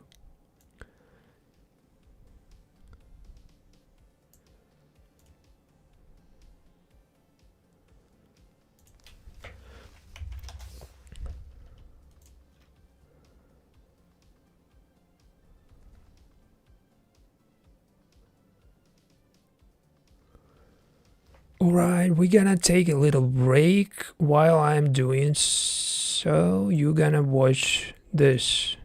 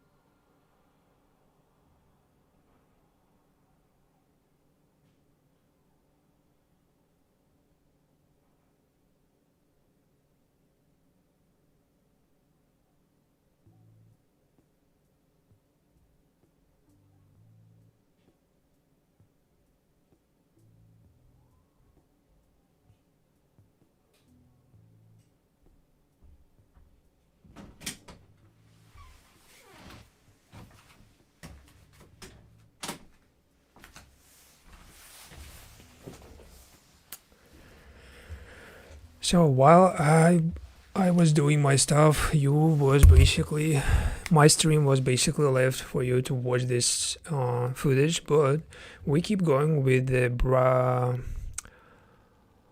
with episode 3 of podcast, official podcast you can find on Hulu. Oh yeah. And it was kind of like when the adrenaline was still going, and we're like, TV. Oh yeah. And then we got a party bus, and we ran Oh around Atlanta. yeah. Everyone had such a good time. I hated that night so much. You do? What happened? Why did you hate it? I don't like that stuff. It Me makes neither. it reminds me of when I was like the kid who was like afraid to dance at the bar mitzvah. Oh yeah, there was a I stripper hate pole this. in there. I'm like, oh yeah. I'm like, I don't like. It's so loud. I agree with you. Actually, I don't like to like. It's overstimulating. I don't drink, but neither of us drink. And like whenever you go to bars and everyone's just drunkenly yelling and you can't hear them, and the music's really loud. Yeah, I'm I'm with like, you, man. what the hell are we doing here? That's our thing, dude. We'll In one room. I mean, I don't know. I've watched We need to find something more TV show related. Lee and Dark Souls Steven is play very a lot cool. of video games. It's all kind of tracking. And then for we did, me. and then we did things for fun. We would do for fun. That was for Kayaks. fun. All going. boys. That's true. They can tell when someone's pretending to be something that they're not. Yeah. You guys are being yourselves, and it's fascinating for me. Oh, good. See, Wanna I would be never. God. I can't escape it. It's a part of who I am, and Is you this just you forget. with the black hair? Yes. Race around you where you can't escape it. Different. Kids. It's make I have 2 sisters. so incredibly gifted. I'm just gonna let. Something related to TV show, bro. They talking too much about their Okay. So this week personal lives. Jay starts And now this guy, I have even no idea who he is, bro. So we skipping him, moving to next. Diana Coconut. No, we are right now watching first Yeah, but part of this podcast, official podcast on Hulu. I'm thinking ends present day. when we're not together and Yeah. we just had sex that morning. Yeah, that was so diabolical of That you. was so diabolical. No, it's I like know. so fucking crazy. Like when and the fact that Max lasted this long. I'm Poor like, wow, Max. you like strung Max long for 8 years. The fact that Max By the way, I remember this guy like being a huge part of the season of previous season or season 2. Yes, previous season was season 2. He was a big part of maybe season 1 or something like this. I still remember their like relationship, but I think he was the most like forgettable character because I just don't remember any information, any like lasted this long. I'm Poor like, wow, Max. you like strung Max long for 8 years. anything about him, you know, besides their scenes with Lucy. I know. You're like, let me really. just Love Steven to watch us bang. scenes, Okay, of I'm course. just gonna ask you guys some stuff. Do you ever act? Because Steven was kind of always around and Steven got so jealous. I remember that You're like, let me really just messed text up. Steven to watch. because of that Max I'm gonna ask guy. you guys some stuff. Do you ever accidentally call each other by your character's name? And this Max guy basically is the character that Steven still She said, chasing this season. He went to his work and he kind of, 8 years. So fuck. so you, you know, he ordered drink no, because she that said guy is bartender, really sweetly, she was like, Alex. He ordered drink, but I forgot. after that, basically, Steven took money from that guy and left. And I was he like- goes, That was what he did. not expecting you to say that. I think that was kind of move to show him that basically you worth nothing, your work worth nothing. Like I cannot even pay you because you just Yeah, Oh, wait, you know when you've been meeting. with Oh, someone. not worth it, you know. He kind of tried to But not once we've like entered into a relationship. use that situation with Alex You know, they become my boyfriend. to shift from breaking up with Lucy. He was trying to kind of move on from that, but Steven is that guy who never moves on from nothing. Jackson. This is why he went You would have dated not to his favorite place, not to like life back completely clear his mind, All of our like young. clean his thoughts, he went to that guy, Max, who is somehow also related to Lucy. So instead of moving on from that Running buddies. Like Yeah. we're Lucy situation, he went to somebody who related to Lucy, who has one of us more than the other. passed with Lucy. We So for Steven, there is no rest and we would from that trouble this. maker. He is always gonna be that troublemaker because he went to US he's just for not letting his like time, but manipulative personality rest I kept even deferring, a so second. there He is is a using world where we met. every fucking minute to manipulate something Yeah, Yeah. for Probably sure. and probably or somebody. like really close, but not would have like we wouldn't have taken each other seriously. Be right back.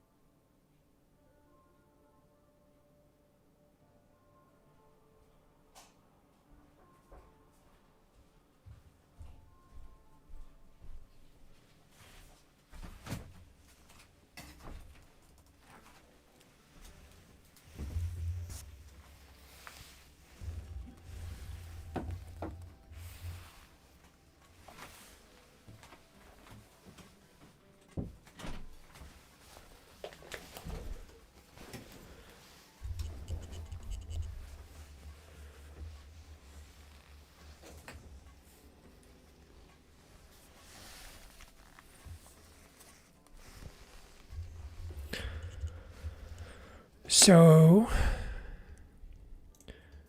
we basically stopped Actually, we've been given on this moment of podcast episode 1 of Tell Me Lies season 3. the clever answer. This is like the clever, thoughtful, like fucking whatever. The truth is, it'd be over. If I met you at any time, it'd be over. Oh, That's the truth. you're so sweet in your little screen. This is how Steven always gets him back. You know, he says something like that, and No. it's just like, man. You know, Jackson, I have something embarrassing to admit. Yeah. I was asked who I thought was the most misunderstood character, and I foolishly, stupidly chose Steven. Yeah, I mean, you really see that in the first season when he goes home to his family. Yeah. I do think he is misunderstood. I'm going to defend him a little bit. I think he's going through a lot. I don't think I was able to see into that window like you're talking about. And you saying that you were thinking there was going to be some kind of conversation about why he is the way he is exactly what I wanted to try and show. But hopefully by the first year of this, we've established him, especially by this last year, when he's just kind of overtly, yes, he's hurt, and he is taking his hurt out on people. Exactly. That was my like first thought when I saw a character like Steven. I already knew that basically this guy, he has ruined childhood or like big trauma that like causes him act like this, making him act like this, and he's never gonna give up on that.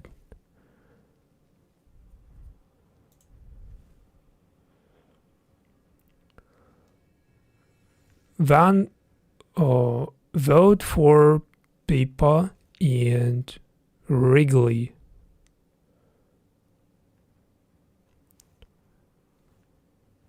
They have no votes still.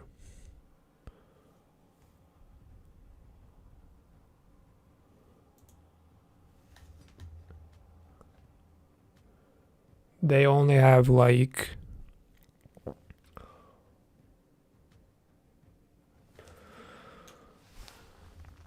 they have one vote from me.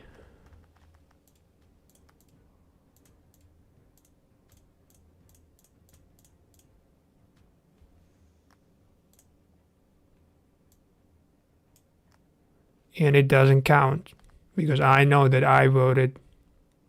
So I'm not like considering my votes, only yours to make next video.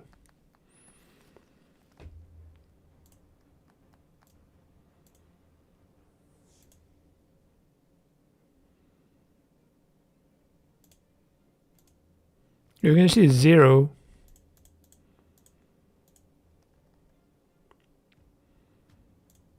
So when somebody votes, it goes 1 and then 2, 3, and next.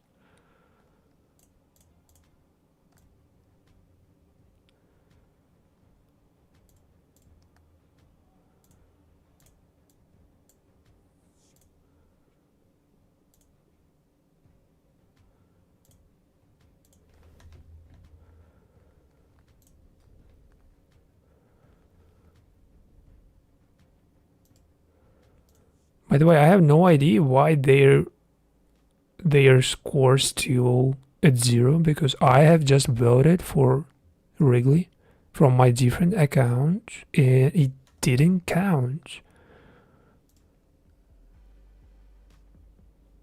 But it did count for other couples.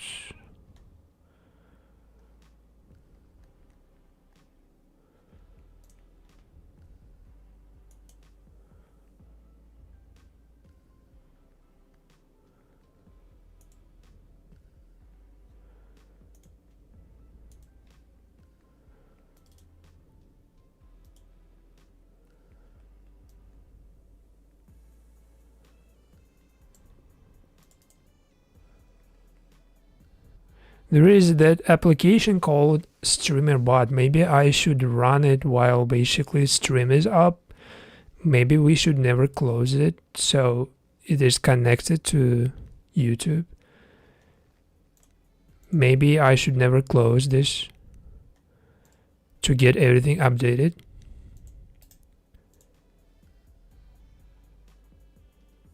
Yeah, exactly. It looks like we should never close this. So guys, if you want to ever try on your stream this application called StreamerBot, never close StreamerBot while your stream running. So the votes from poll from chat on YouTube goes directly to numbers on the screen. 1113. Those numbers, not 1113, they reflect the exact votes by viewers. For example, Alex and Lucy, they have 3 votes. So the number on the picture of Alex and Lucy is 3. It reflects the same amount of votes left by people. But in the poll, it's like 50%, 70%, 0%, and so on, you know. But because we right now using this complicated setup called StreamerBot, it allows me to directly like connect to things. The stream that you see in the chat that you can communicate, that you can basically interact with, they are connected basically by this StreamerBot.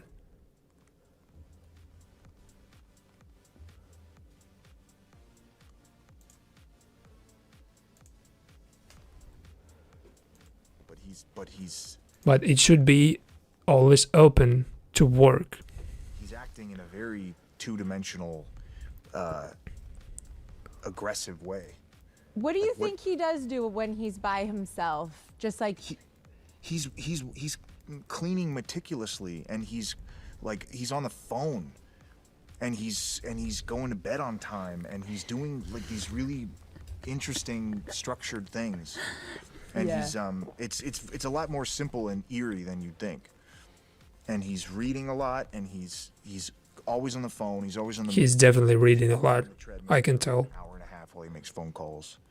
His character not just, wait, I like this question. trying to be like When she's by herself. smarter than others. He kind of is. She's depressed a lot. Because to be that manipulative guy, Like, I don't know. She probably you need to be thinking basically that I don't think she has. you can do that. You need to have that confidence. Not everybody can have that confidence to be that manipulative guy. Steven is. Because he has that confidence. And he has that confidence because he is kind of smart. Because in a way, like, stupid person can be that successful in manipulations. And nobody can be that person if that person has no, like, knowledge in psychology and human relationship, in like interactions, reading the room, you have to have a lot of skills. And I think Steven has a lot of those skills, but he could have basically directed that energy towards something more productive, of course, not just being shitting on everybody and being kind of jerk. But this is whole different story about what he is doing and about what he Yet, like, any ounce of could be emotion, doing in this TV show. priorities are so out of whack. Like, especially this season, I think it's just like sitting and feeling so much shame and so much guilt, and like not doing anything about it. Yeah. And it is like, it really sets it up in the first episode. Like, is this gonna be different? Like, they are being sweet with each other. Mm-hmm. You understand, again, like, they do, as awful as they are to each other, they do have this chemistry and connection, even though it's so toxic. Like, you see why they're drawn to each other. Yeah. And then there's the MDMA scene. Pretty sure this episode. Yeah. Okay. That's this episode where you, Jackson, pretend to take MDMA, and then and Lucy does, and then you want to get the truth out of her about her and Evan. That was really fun. That was ridiculous. I want us to be completely honest with each other from now on. Yes. My favorite thing of this show is getting. He did hide that pill just to pretend that he took it, but he basically put it in his back pocket of his pants, and he basically pretended like he was high, while basically he was trying to get that information from Lucy. So he basically used the situation to get any secret revealed, and most like important, he was trying to get that confession that she cheated on him with that guy, his friend.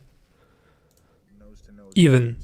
and metaphorically and But she didn't tell him anything, of course. So Because- fun. But she could have. it's the best. It's the same thing. We do it the same way in a lot of ways. We go about it the same way. We have the same breath. We have the same, like, curiosities, and and we're fucking, I don't know, we're doing a very similar thing. I think that's why that relationship is so interesting to watch, because we do things very similarly. This is so romantic. Like, part of me feels like I shouldn't be here. Totally. I don't even mean it that romantic. But it was romantic to say. Like, it was. Okay, so you guys have a dog? Jackson does, but I'm like, What's your dog's name? Yeah, it's our dog. It's His our name's dog. Fred. Fred? His name's Fred. Yeah, Fred. is he there with you? Yeah, he's not in the hotel with me, but Fred's such. I imagine how he manipulates his dog, bro. It's like he manipulates everything, food. He like trying to get the dog do stuff, you know, like. He's a little weirdo. He's the best. he's a freak. He needs his own fucking segment. He's a freak. What's the freakiest thing Fred does? Freaky Fred. Just like stares at you into your He soul. looks at you. Just looks at you like he knows you for a long time. He's like he's a human. Like He's a guy. we're convinced that there's a guy in there. How old He's is like a little Freaky guy. Fred? He's 6. Okay, that's a good Jackson's age. been saying he's 5 since I met him. Oh, so he's like So 12? he's probably no, he's not. He's a young man. I think Steven even can manipulate his dog. He can even make him confess on record. He can make confess anybody, even dog, to basically confess.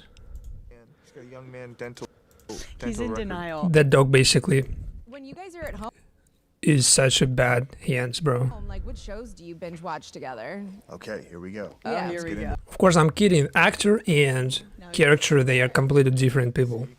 I'm awake now. Go for it, Jackson. Reality. We watched the Real Housewives of Salt Lake City, and I was floored. I'm floored by it. Yeah, those I've shocking. those I've housewives. never been. Yep. I've never done that, so I'm like new to the game. Grace has seen like Grace Jackson, is you like, need to watch Vanderpump Rules Are you- now that you know Stassi. oh yeah, I'm going. You're I'm gonna going in. freak out. Or not. You don't have. I never watched any Housewives reality show, but I know what it is. to. No, I'm going. It's like a bunch of women married to rich guys or something like this, called housewives.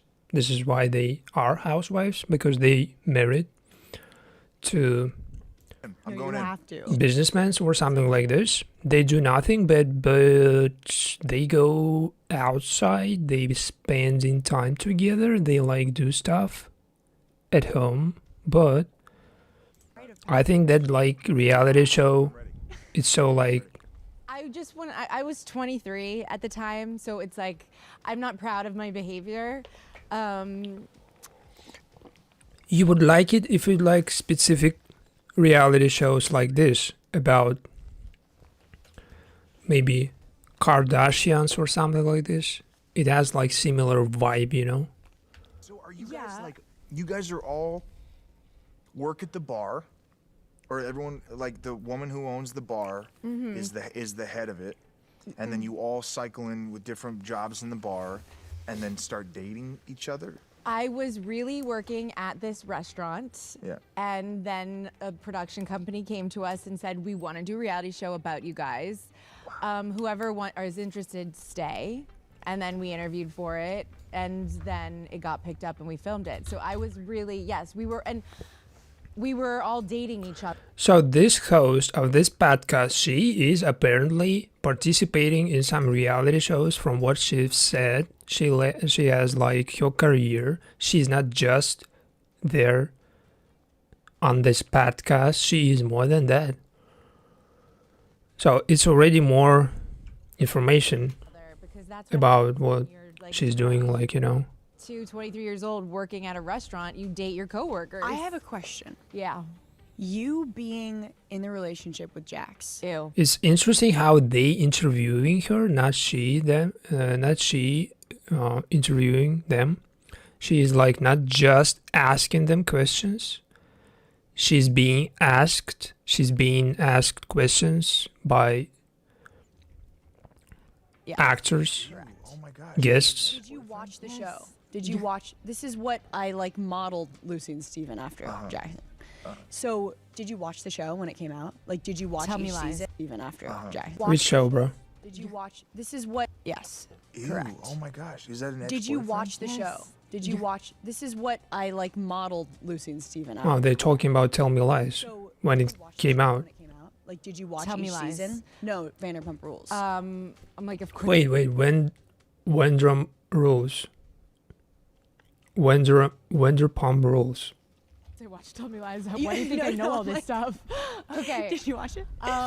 Yes, we have to watch them back because we have Vander Reunions. and we have to be able to answer. So for- did you Rules. like learn about yourself and that relationship when you watched it back? Oh and, yes, like I learned about myself through every relationship I had on that reality show. yeah, crazy. And so when I watch Tell Me Lies, I think of like my 20-year-old self, my 23-year-old self, my 25-year-old self, even my 27-year-old self, and I want to hug her and I want to beat the shit out of him. Yeah. Because I'm just like, these men did these things to me and I feel Lucy. It's like, I don't Yeah. think you understand, Jackson. Can I jump into this? Yeah. And if this is offensive, cut me the fuck out. No. Nothing Yeah. really offends me. I'm like, Well, I'm of the belief that like I think everything is a two-way street. Everything. And I firmly believe that people have been through horrible, traumatic relationships and situations. But do you ever go like what's did I what's do? going on with me? Yeah, what's going on with me? of course I did. And like, Of course I did. That's probably so crazy, like watching yourself back, being like, oh, okay. Totally. yeah, childhood was case. Chelsea in a second. I kind of lost, bro, what are they talking about? So we moving a little bit. Explosive For this. Tell Me Lies official podcast. We've decided to stay back with Grace Van Patten one-on-one to unpack that explosive season opener. Let's do this. Starting People off are gonna with a think we're bang. drunk. We're We're not. not. Okay? I don't know what time it is, but we're not. I don't know what time it is either because we're in this studio that like has no windows. We're in like a little and so like I Tell just Me like Lies house. we are at Tell Me Lies house. It's like a Tell Me Lies nicer dorm. Totally. Yeah. Anyway, okay, so in this episode, Steven's still mad that Lucy and Evan slept together. Hey, where'd you go this morning? Sorry. I didn't feel great. Yeah, I'm not sure. MDMA is the best fit for us. Yeah. I think it's less about the MDMA, more about you fucking Evan last year. Damn, bro. He's like, next second he entered this room, he was like, I think it's less about the MDMA, more about you and Evan. He's like, wasting no time to tell that because Lucy didn't tell that herself. He apparently so pissed off. Yeah. I think Which, you know, I get it. I don't. He can be mad, but like, I'm completely on Lucy's side in this situation. No way somebody is on Steven's side. Even if she cheated on him, bro. that night he walked The down way he is handling the situation, all this crazy recording, your confession of you know what I mean? lying about being raped or something like this, all that stuff is just bullshit, bro. yeah, it's If you do love somebody, if you even got cheated on, you would never do something like this truth. to that person you love. This is ridiculous. Even? His You name were was like, it should Even? have been Even. Oh. She should, and I said instead, she did Truce. Evan. We're Evan. We're Yeah. even. Yeah. This is awful. Okay. So I got situation when me and my friend, basically at that point, he was my friend, we slept with the same person, but first basically he did and then I did, but I didn't tell him. I did tell him later. And he basically was upset because I didn't tell him that I slept with the same person he did before. But he was bragging about it. He was flexing he scored that woman, but since we were so young, that was college situation, similar to this situation, he was trying to kind of tell me immediately. So he scored that woman, but he knew that I already kind of was going to date her. I didn't date her, but I was going to kind of to be with her, not only physically, like more than that. So this is why I prefer to keep secret. I prefer to not telling him. And when I told him, he was like, why didn't you tell me before? Why you kept that secret, bro? Like, he felt like he was fooled by me, but I never brag about like sleeping with somebody, you know, or dating somebody. I think it's just stupid. And even if it's your friend, Lucy, unfortunately, you shouldn't be immediately telling everybody, like every your friend with whom you just slept, you know, with whom you just spent night, you know. But for him, it was like personal. He felt maybe like Control her. he exclusively slept with that person. But when I told him that I did also, Your character, not he like, you know, it was skating. he felt basically not so exclusive, maybe. Your heart yeah. broke your heart, and like But I told him my intentions. In the first place, he knew that I was going to basically I know. yeah. date that person.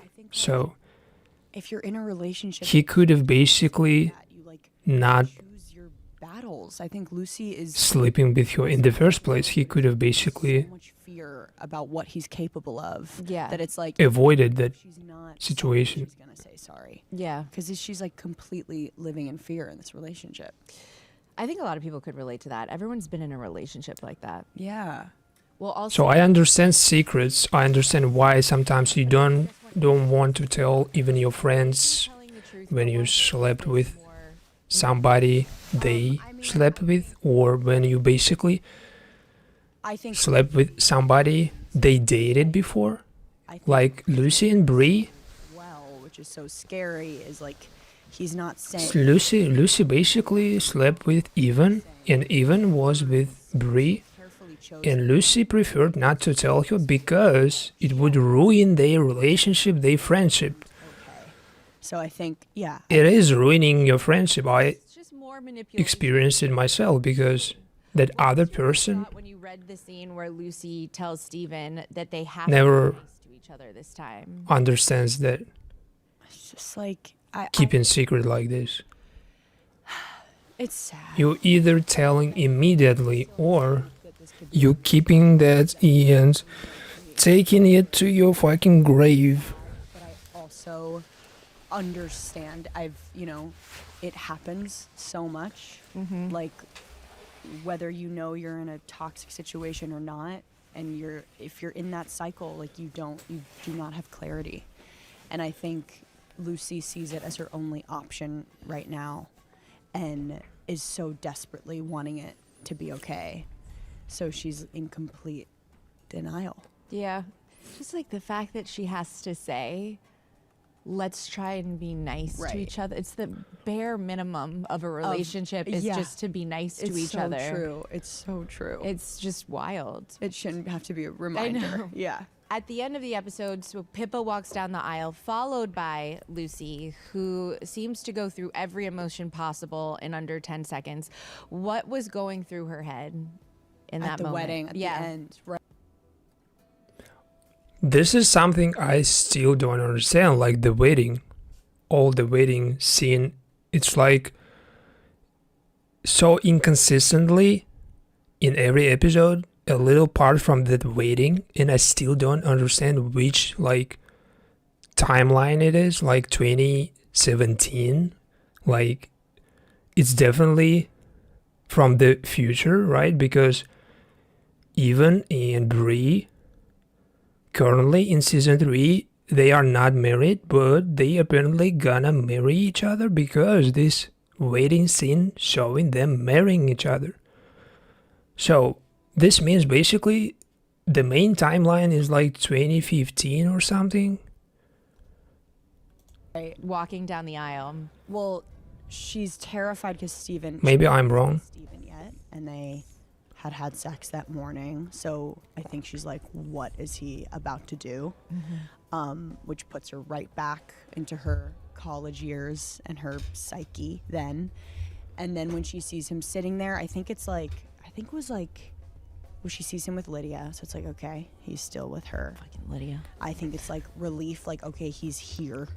They kind of creating some making complicated structure of the season. You know, it's not just and also I think relief current events. It's like future events. that Fast forwarding to that event, waiting, and then coming back to upset this the idea that Steven could have changed for current Yeah. timeline, information that he has not changed. He's the same. which is 20 something like. and probably like, okay. I think it gave her a lot of validation. You're so right. That's a Yeah. million different feelings in one It's a walk lot of down the feelings. aisle. Yeah. And finally, without giving anything away, what would you use to describe what we should expect from the rest of the season? I know, it's like, how do you not give stuff away? I know it's so hard, but it's absolute chaos. You see kind of everyone face consequences, which they haven't really faced before. I think Alex will basically And leave this nothing what you season I didn't series when I read it. like Leo. In Lucy's brain, unfortunately, a lot. So He's just one season Yeah. character. yeah. I can confidently say that all of y'all are gonna freak out Yeah. because I watched all the Crazy. episodes. No big deal. I'm just flexing right now, but like, yeah, everyone's gonna freak the fuck out. Yeah. So this means basically Katie Maloney. if Alex leaves this season and series in general, that basically every season we have one guy like Leo, Max, Leo, Alex, that Lucy sleeps with, and then she is returning to whom? Steven. And this means basically that season 4 potentially can be, if it's not cancelled, if it's still in this stage of unknown, they can easily do the same thing by the end of this season. Lucy and Steven getting back together and setting next season with a huge cliffhanger, and then bringing in season 4 somebody like a guy for Lucy to be with, and Steven still there just to be there, you know. Again, ruining Lucy's life further, complicating things for every character. Diana is gonna be maybe not doing abortion or something. Maybe she's keeping that baby and raising it together with Pippa. I don't think Diana is so desperate to abort that baby. She is trying to hurt Steven. She is more benefiting from hurting Steven than from aborting that baby. You know that. And I break down this week's drama. But this is not the only way to hurt Steven, since she can do way more, way safer things for your health, because abortion is just not so healthy. It's not safe for your body, if I know. Woo! You're here. You're here. We here. made it. We're like Tell Me Lies girlies.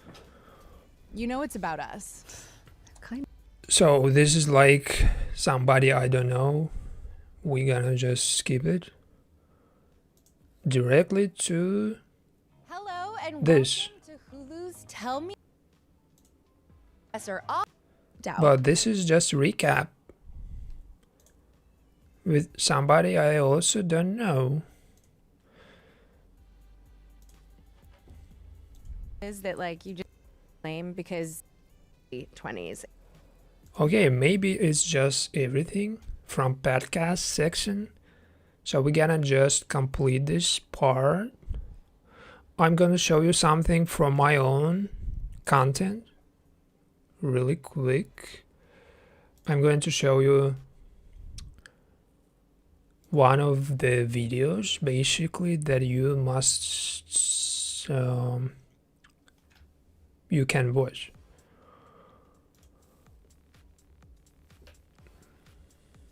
So we have this like from a year ago,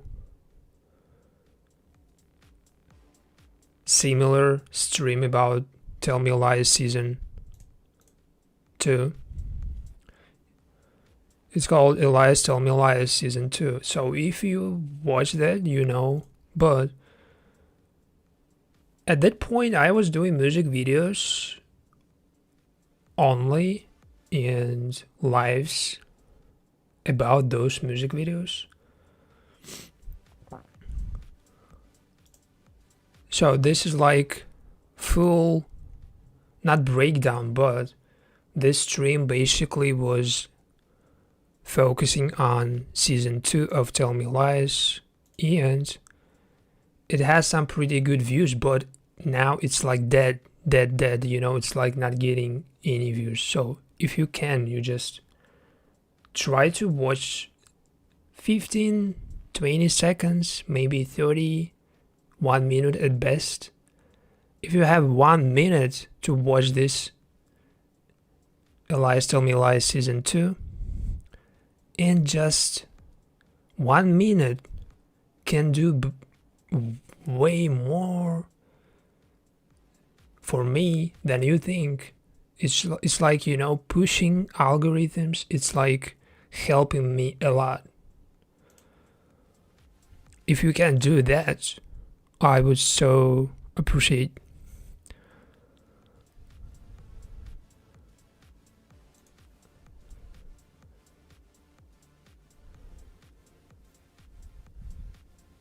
Elias Tell Me Lies season 2. So now this section we completing with watching podcasts.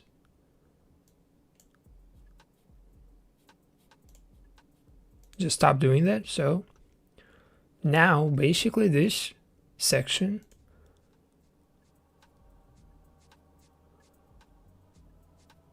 I'm gonna be watching my project in Premiere Pro.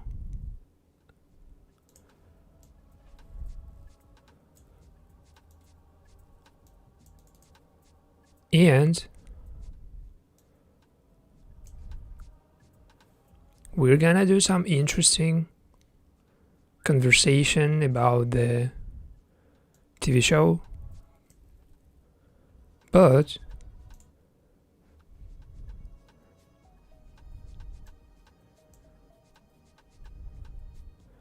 I'm gonna just tell you about some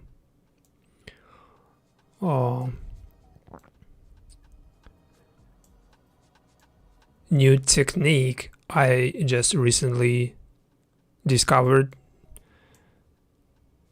And my next video is gonna be about Tell Me Lies, but it's not gonna be just normal regular video we used to watch. It's gonna be different. How different? So you see, for example, on the screen is just random parts, but they are not random. For example, this even character at this party together with Lucy and Steven. This is just the beginning. It's gonna be next video. It's already in this stage of editing. So you can see parts with Steven and Lucy from their drama, from him discovering she cheated on him. Then he's trying to convince her that basically you have to confess on record that you basically lied about being raped. So he convinced her to confess on camera. And so my next video, the idea behind it, it's gonna be like not just me telling you plot, telling you the events, script. It's gonna be, let's imagine the beginning of the video, they are like Lucy, she is waking up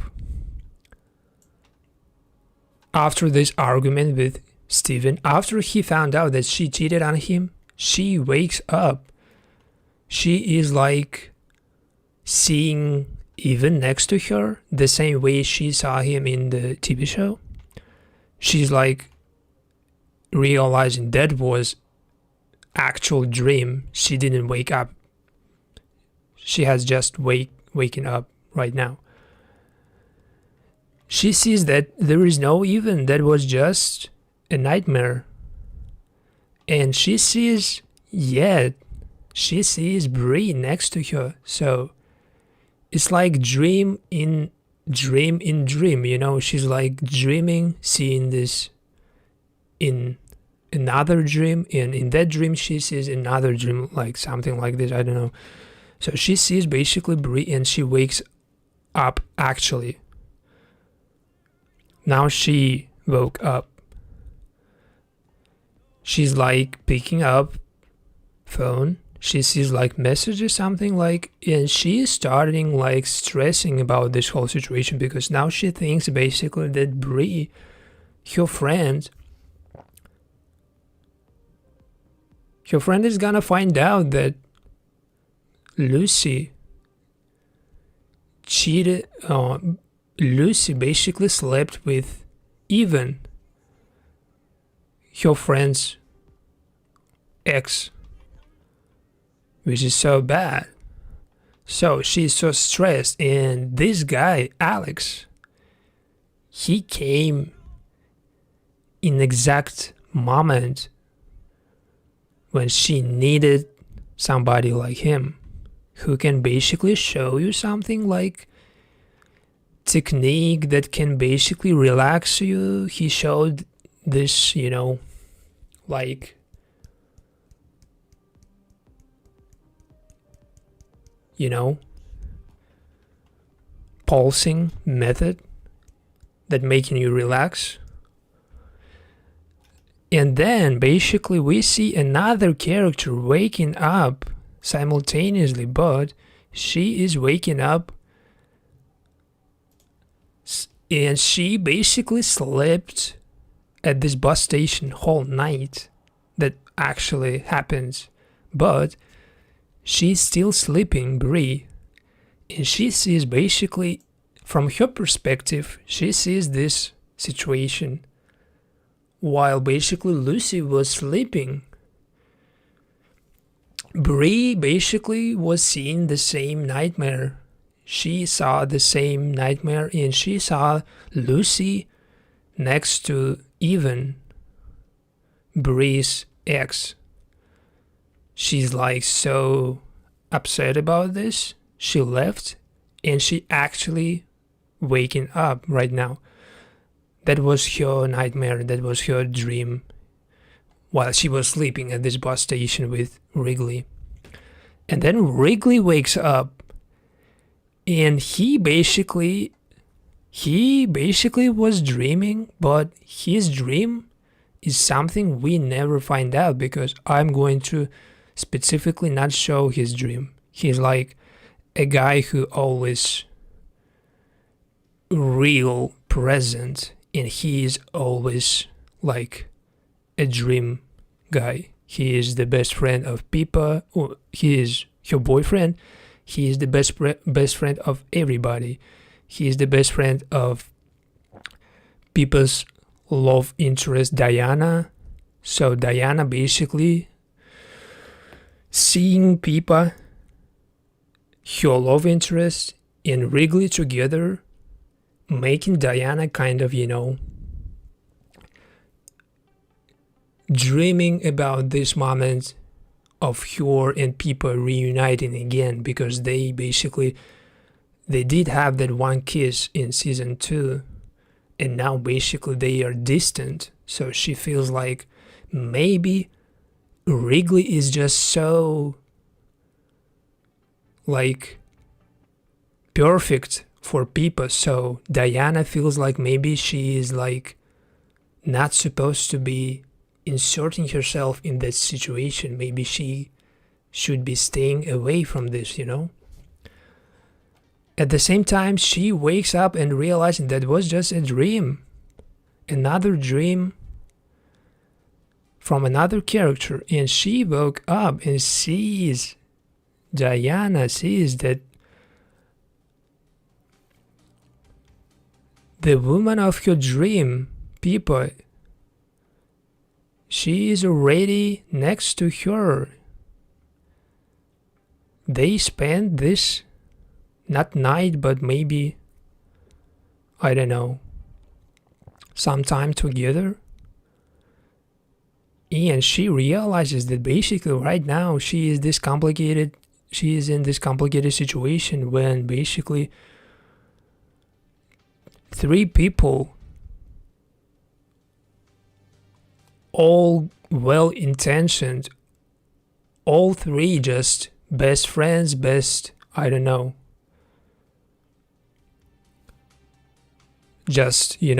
good people. There is nobody out of those 3 who is just, extra. They all feel needed. They all feel like they are like a part of this triangle. I don't know, but it's up to Diana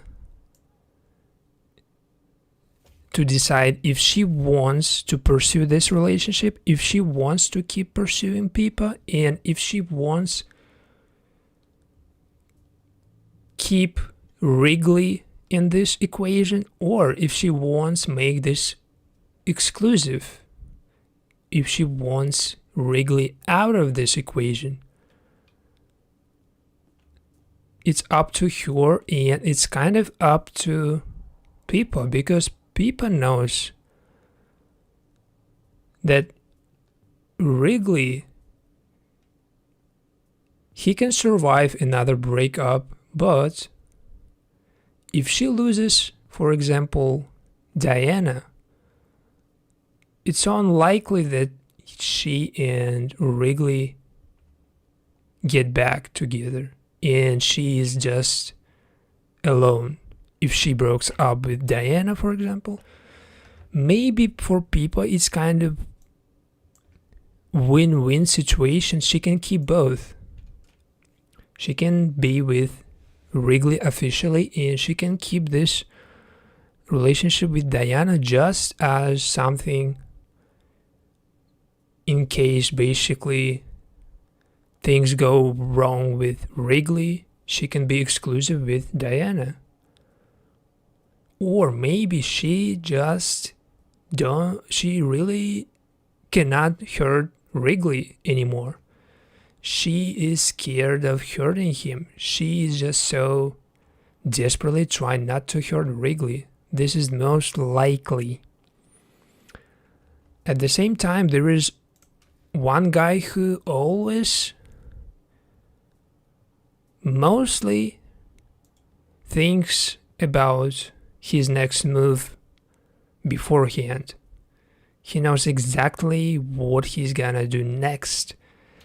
This is why there is no dream, there is no nightmare for this guy, because his whole life is nightmare. He's not even sleeping, and he's not seeing those dreams because there is no dream. because his head is always preoccupied with next move and with basically his next victim. So he picked Diana because he found out that basically now Diana is going to abort his only baby, which is not just baby, it was conceived just before he found out, like a couple of months, or I don't know which period exactly, but it doesn't matter. He found out exactly when he was so like devastated by the truth, not by the truth, but by the line of his ex Lucy, that she basically kept that secret, that she didn't tell him. So there is only one person who cannot basically dream and imagine his future differently. He can only be this type of person who can, you know, outsmart everybody and prepare his next move and be basically, you know, smarter than everybody. And it's kind of ruining his own, like, I don't know, life, because there is no rest for Steven. He always thinks about like the worst things people basically did, and due to his own trauma he cannot switch that mind. He cannot just stop thinking about that. He always thinking about that. He has his sister, basically he is taking care of his sister. He basically secured her scholarship. He made sure that his sister not losing her scholarship, but he also made sure that every person related to Lucy and related to his ex Lucy and her lies, more specific, her cheating on him with this dude Max was one of those lies, was one of those relationships that basically made him even more person, even more traumatized person than he was before. So this person Max, he was with Lucy basically when Steven and Lucy, they were officially done. Lucy, as I remember, she didn't even cheat on Steven with this dude Max. But for Steven, there is nobody who he cannot manipulate or threaten. He feels like this is like so important to go and, you know, confront that guy at his work. He grabbed some drink, of course, and he took this money. Apparently he didn't pay for the drink, but we know Steven and his basically tricks. This is just a way to show that guy that basically Steven, he is not even going to pay for the drink. So he's showing that guy that basically even like those, what is $10 or something,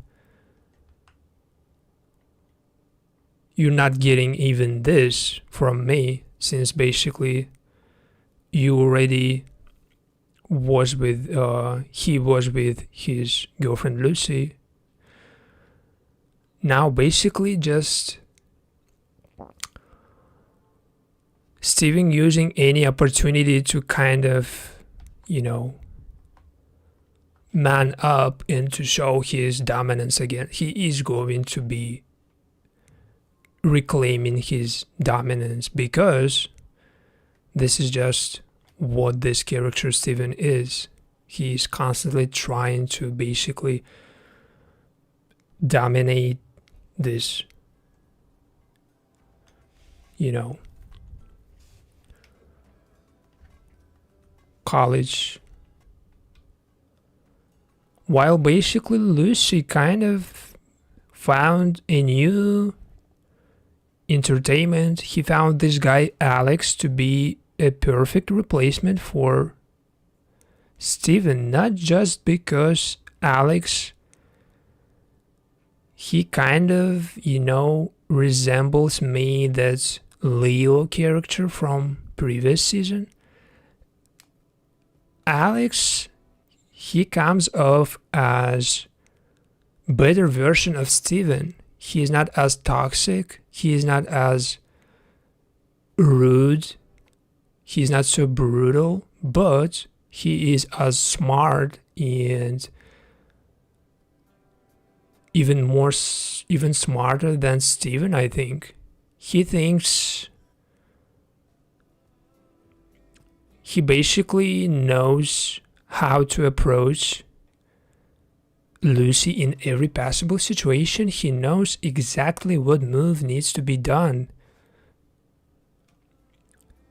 And more important, this dude Alex, he is like balanced version of Leo and Steven. He's like in between, you know, he's like not as terrible as Steven, but at the same time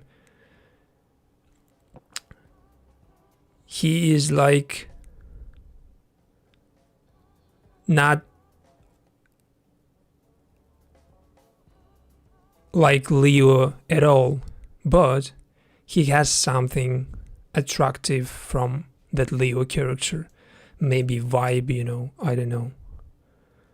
Because Leo, he had that vibe and it feels from this character, Alex. But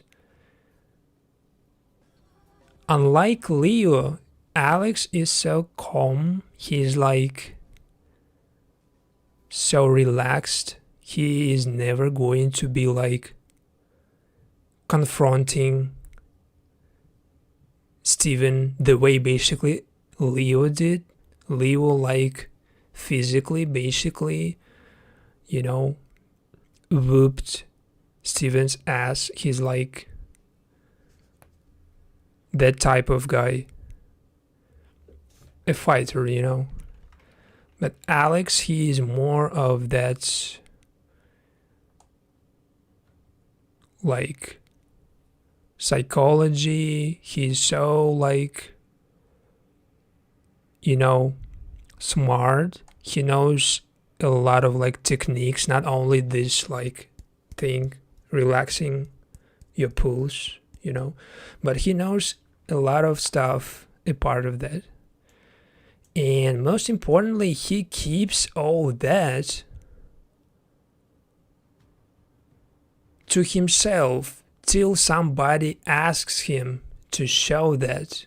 All that technique, all other stuff, he is not bragging and throwing it at you. He is keeping it to himself till somebody like Lucy comes out and asks him if he can show her another way of being in a relationship. This is the big difference between him and Steven. Steven, he is showing you and throwing at you everything before even you asked him. Steven is there just to be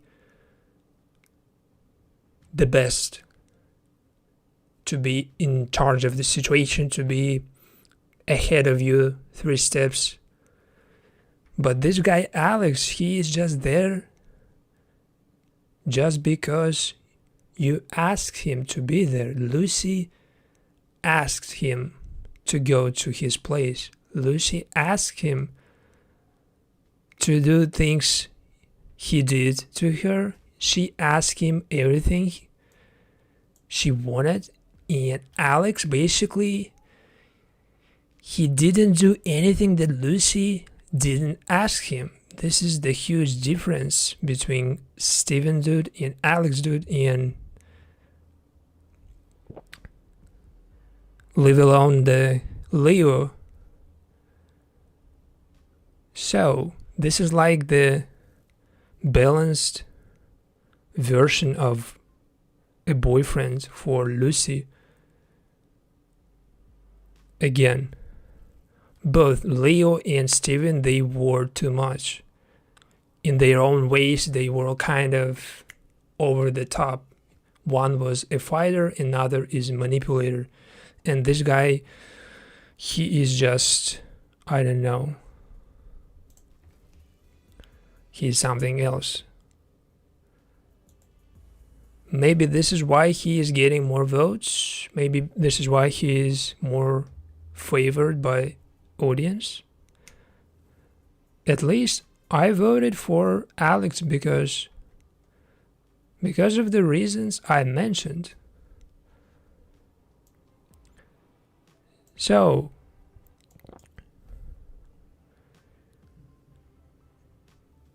in my next video you will see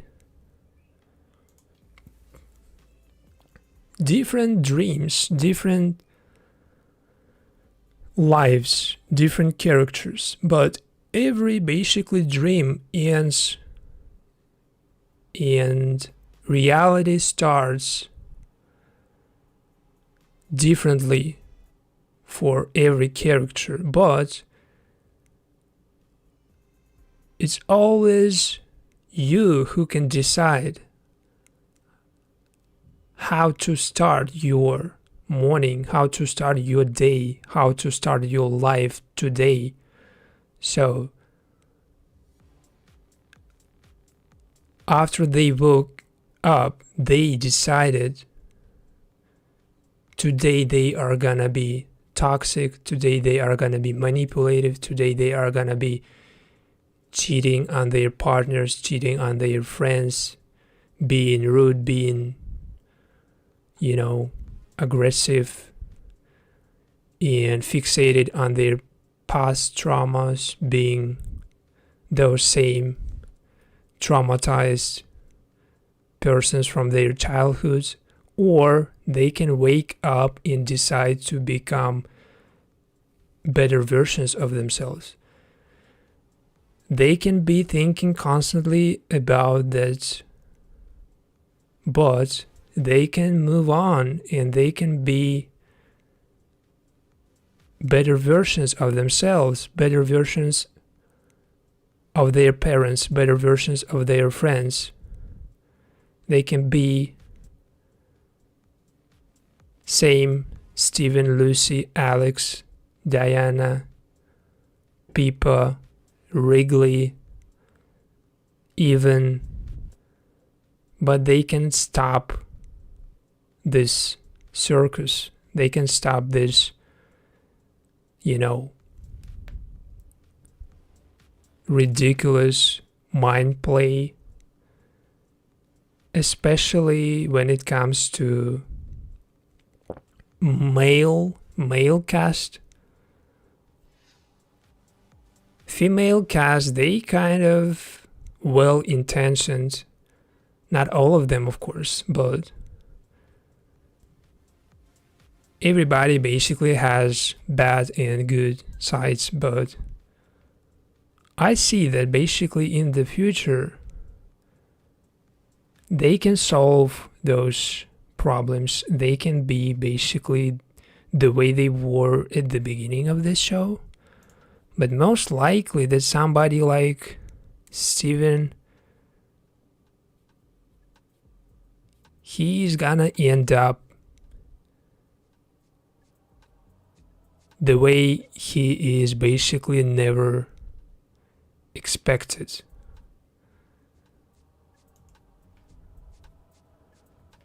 Because he has so many bad intentions. They are gonna fight him in the back. They are gonna basically fight him the moment he is like off guard. They're gonna basically beat him right back. So if he decided that basically all this just done, he moved on, there is no rivalry, there is no manipulation, there is no blackmailing, there is no recording of any confession, there is no Lucy, there is no Wrigley, there is no Pippa and Diana, and maybe no Wrigley. If he decided just live his own, move on from them, from that friend circle, if he decided just dedicate his time to himself, I'm telling you, this is the only way this dude Steven can basically live his life. But this is the way you can live your life. Stop focusing on all that stuff, all that noise. Since you are not a character from the TV show, you a character of your own life, and the only way you can be the main character of your own life is stop focusing on that noise around you and stop trying to manipulate somebody you love. Maybe you're not doing that, but use your manipulation where it's really needed. Use this on somebody who's trying to deceive you, on somebody who's trying to hurt your friends. Use your manipulation, use your skills in psychology, and manipulation needs to be used when somebody trying to hurt you, not to hurt somebody. This is the difference. You can basically turn the tables if you know how manipulation basically works. But you shouldn't be using that on everybody, including your girlfriend. So this is a game called Guess Who That Is. For example, I show you this zoomed in footage, and I'm trying to guess who this is. I know this is Lucy just because I remember that moment. So we skipping this part. This is obviously Lucy. Who this is?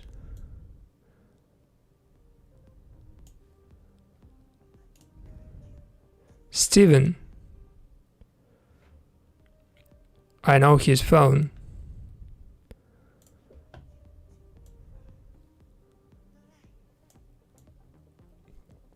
Who this is?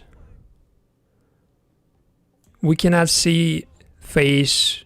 We cannot see more than just arms, you know. Based on his clothes, based on the way he dressed, and based on what he is pulling out of that bag, I think this is Alex when he arrives to give Lucy chill pill. Yeah. Again, this is Alex. The moment they were in that car at that party,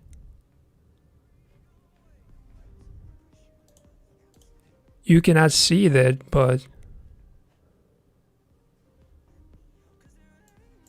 I'm gonna show you like this. So now you can see.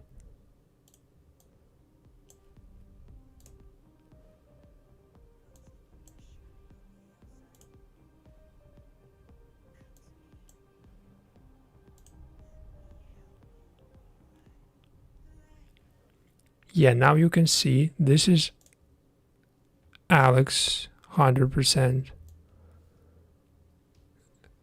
Who this is? A laptop, a sweater, red collar. I think this is Steven.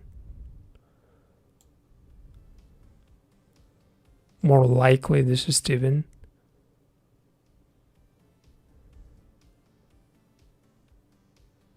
This is Alex and Lucy. His relaxing technique. Whose phone this is? Based on his contact list, I think a lot of calls made. He apparently, Steven was trying to reach Bree. She never picked up because Lucy asked Bree to not to pick up calls from Steven. She asked her specifically because Steven was trying to reveal the truth about Lucy and Evan. So this is definitely a phone of... This is Steven's phone, 100%. This is Pippa just because I accidentally watched the entire part. I basically saw her face. This is Pippa during party. I have no idea who this is. Based on her rings and... Can we see what she types? No, we cannot. So only based on her rings, I guess this is Bree, maybe? Let's find out.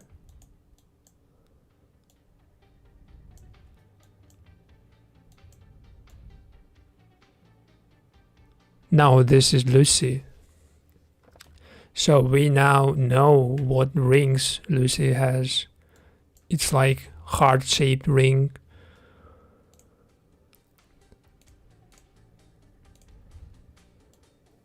And this is, of course, Steven before his record of Lucy's confession. He has these tattoos on his fingers, you know, like cross, circle, something. So now we know even more about the characters than any podcast hosts. We know all his tattoos. It's like a knife right there or something. A circle and cross.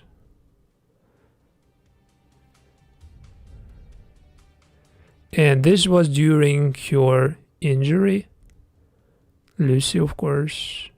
And this is, of course, Steven again. So now this is the same game, but way more complicated. Just guess by their phones, by their contact list, who that character is. For example, can you guess who this is? Just by his phone and by his contacts. For example, it's definitely not Steven because you can see Steven contact on his list. It cannot be Steven. So who that is? It's like most likely this is male fingers. They are kind of rough, you know. Not manicured.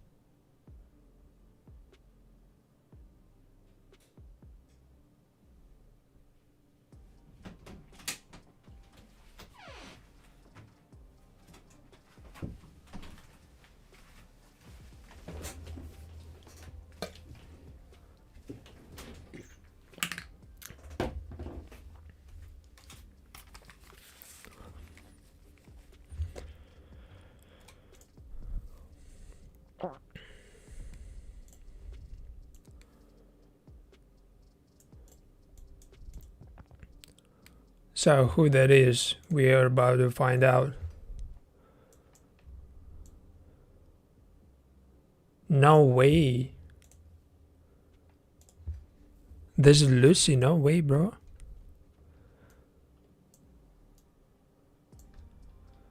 It looked like your nails such like mess.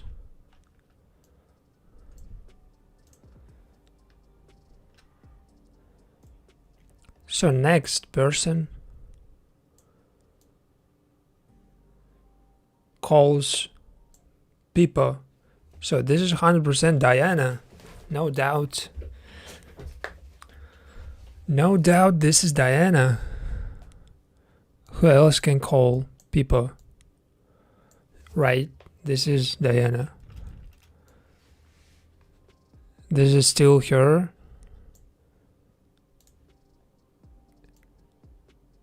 I can already tell this is Steven just by his hands. Whom she calls. We can see a lot of calls to Bree. So this is Steven. This is Bree after she made this photo with another woman who was basically hit on by Oliver. She sent it to Oliver to kind of threaten him, to show him basically that now she knows everything about him, including this new woman. After he was basically sleeping with Bree, his student, Bree was so like depressed by this whole situation and eventually break up. And she found out, she spotted another woman coming out of his office. So she thinks basically that Oliver currently sleeping with another student, but it hasn't been confirmed yet. It hasn't been like confirmed by Oliver or by that woman. It's just guessing.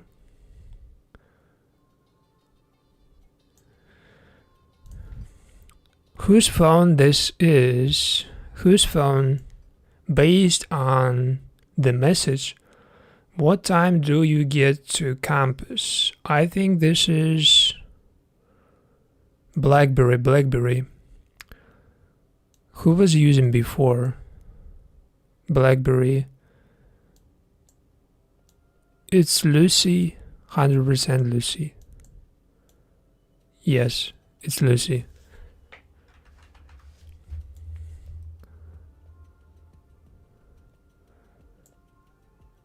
We're never gonna guess whose this phone is. Just looking at this phone, try to guess whose this phone is.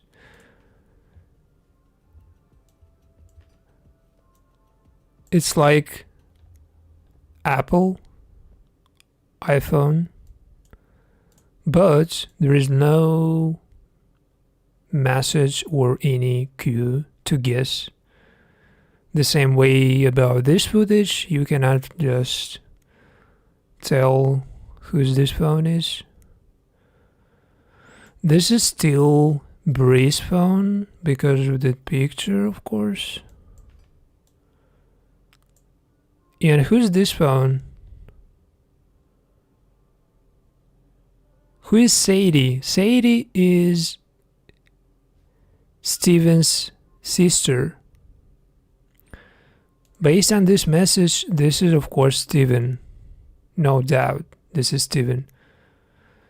So this means basically that this phone apparently also Steven's because it has the same camera on top of it.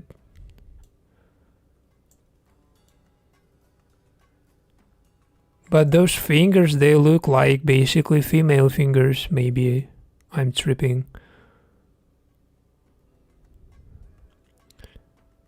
And this Motorola or whatever phone, it's Steven's, of course, because there is Sadie, Cole, it's his sister. This is of course Steven's. There is his tattoo with a knife. Again, Steven. Steven Cole's. And this is another BlackBerry phone. But why it's named Steven if it's Lucy's phone? It means they already broke up. It means they are not together, since basically he is not named as her boyfriend or something. Of course, this is Lucy. So, whose phone this is? It's Steven's. His Motorola. Again, this BlackBerry, it's Lucy's. It's Steven's. And this Bree using Steven's phone for some reason. Or they have the same phones? Yes. This is not Steven's phone. So what I see, basically Bree and Steven, they have the same phones. This Motorola. Because it's exactly the same. Look at this.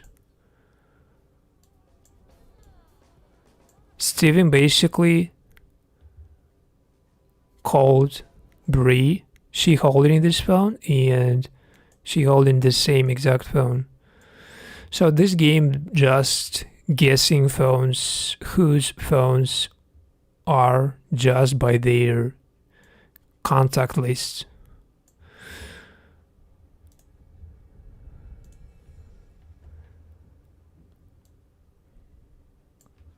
So now we know even more than we needed, bro, about this TV show.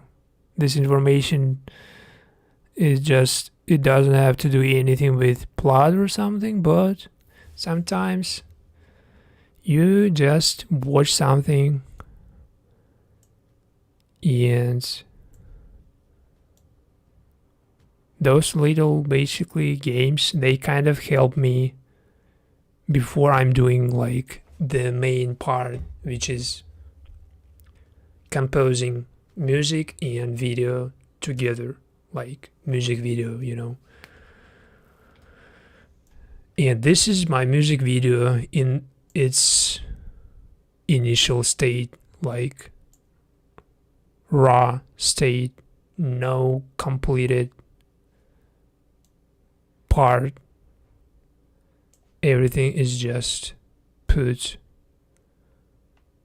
But to make it really complete music video, we are gonna be recording our final part, and this part will go for music video directly. So I'm going to record audio for my next music video, but to record that perfectly, to not to fuck up that record, we will have to basically focus on footage, of course, and we will try to not to make any pauses, like to make it one complete take. If I can make this one take, it will be perfect. So let's try. So there is footage for my next video.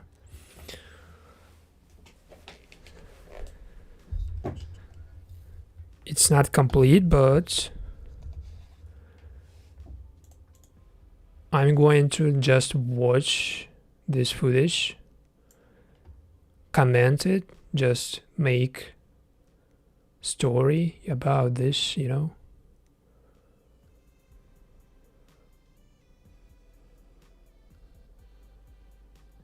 Again, our story,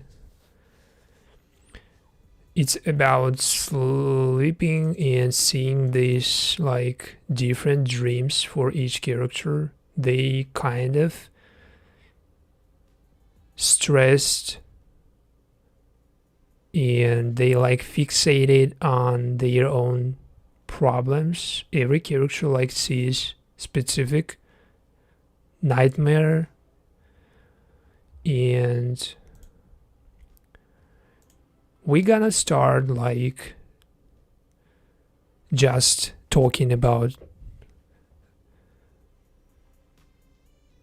Steven and Lucy's, or just in general about how different characters decide to start their day differently. For Steven, it's never chilling, relaxed day. It's always confronting somebody, and he chooses confronting.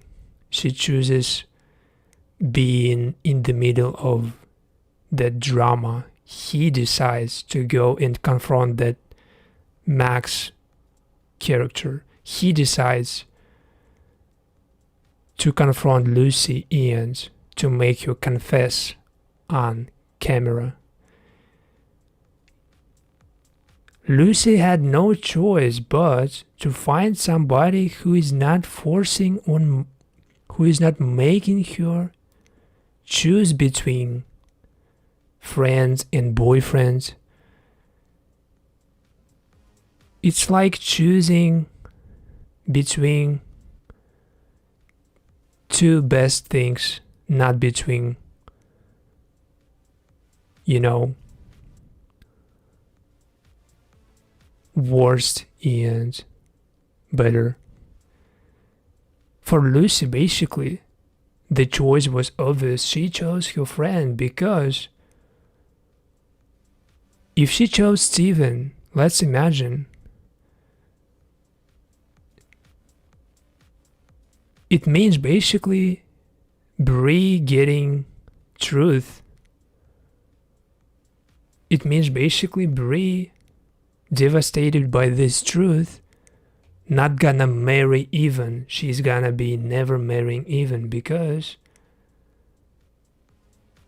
while for Lucy this whole nightmare is just depressing her and putting so much pressure on Lucy, so she even basically resorting to help from this Alex dude and taking chill pill, taking different techniques to relax, to not being fixated on Steven and his manipulations. You basically know that not every character so fucked up in this TV show. For some characters, basically, it's always like this. You basically wake up, you confront somebody, you thinking about your traumatized childhood, you reliving this pattern again and again. You wake up, you go and confront somebody, you trying to hurt that person, but there is nobody left to hurt. Everybody knows your personality. Everybody can survive your manipulations, your aggressive personality. So this is why in this TV show there is no person that Steven can manipulate anymore, because he already manipulated everybody, and everybody knows his tactics. Now basically Steven kind of, the only person he can manipulate now is some dudes like Max, or like somebody from Lucy's past, her exes. But from their friend circle, there is nobody who doesn't know how to basically fight back Steven. There is nobody who basically can buy his manipulations, you know. Even Lucy knows how to fight back that, but she still needs third-party help, like Alex.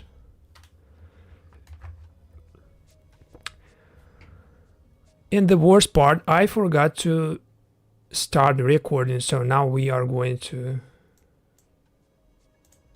go again.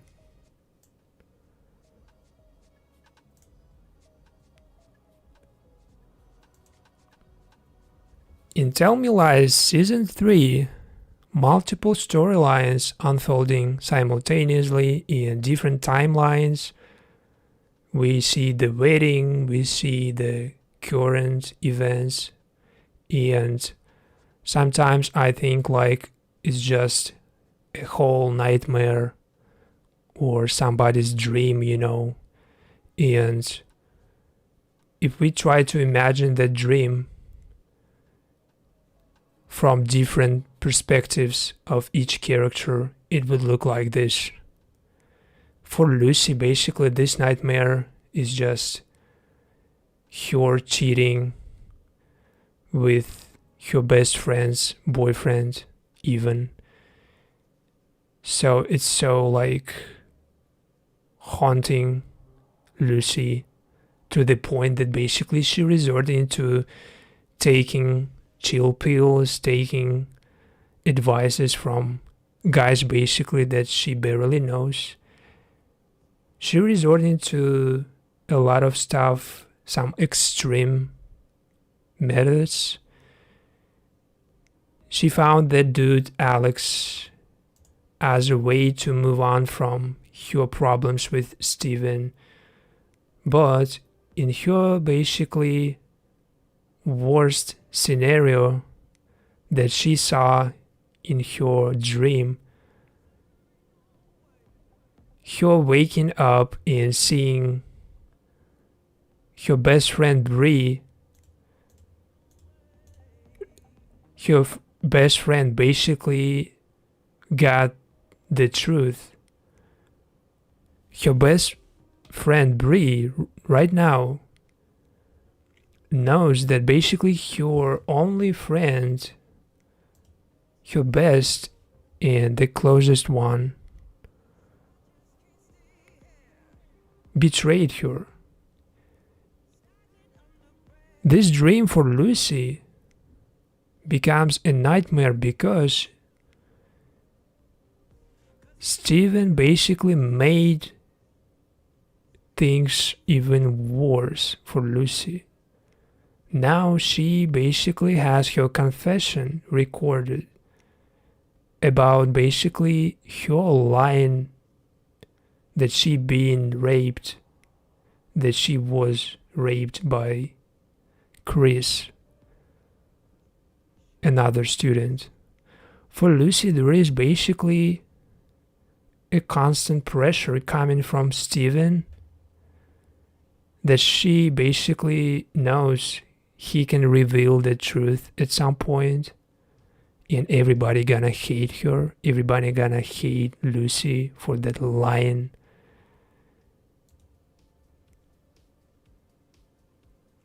When he asked to tell him all the truth, if there is something to hide, she could have revealed that truth. She could have told him that herself. But since she kept that basically truth, she chose this way. And Steven knows how to play this way, since basically Lucy chose to keep lying. Steven adapted to that. He immediately prepared his next move, and he wants to hurt Lucy, but she left no choice but to take it to extreme level, like recording her confession on camera. And at some point Steven will have this leverage he can use. If things basically if things go wrong, Steven has this record he can use. I have no idea how he can basically leverage that record, how he can use that to his advantage, a part of just further humiliating Lucy, how he can really just benefit from that record. I have no idea.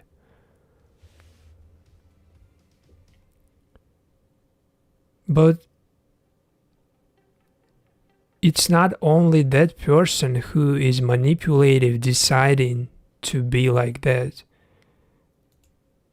It's a person who is buying his manipulations, who is not willing to basically stop being manipulated, deciding to start your day like this. It's not just one-sided. It's always two sides decide how to start their days. It's always one person who is trying to hurt somebody, and that person who is being hurt also has decision. Stop being hurt by that person, stop being manipulated, stop being with that person, and go with somebody else. So if all those manipulations, all those basically years not enough for you to move on, you will see nightmares like this. You will see people basically in your dreams. You will see your basically worst nightmares every fucking night. You will see somebody basically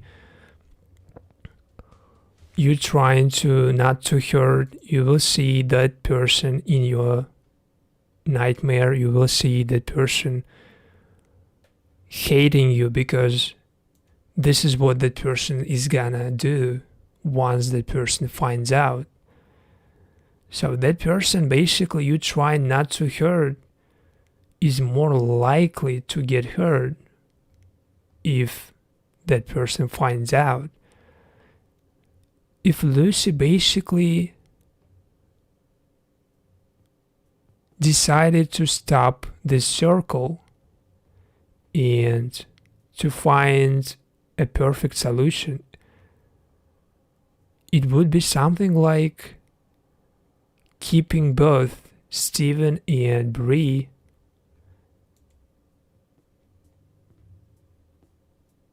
as her friends, but there is no way she can keep Steven as her boyfriend anymore. And she basically realized that after that confession, he made her record. Because no boyfriend would ever try to make you confess anything publicly or on camera, in private, and then try to basically blackmail you, you know. And if you can find somebody like this dude, Alex, if in your life there is only one person who can make you feel not suppressed, but relaxed, if that person exists, like in Lucy's situation, this dude Alex turned out to be not only that person for Lucy, a safer, a hero that basically is saving her life. He also basically was a close friend of Bree, almost like her brother. And basically, they grew up together. So for Lucy, this is a win-win situation. Not only did she basically find somebody who is so opposite of Steven and who is supportive. Steven can be supportive, but Alex, at least, he is not manipulative, or he is using manipulations in the most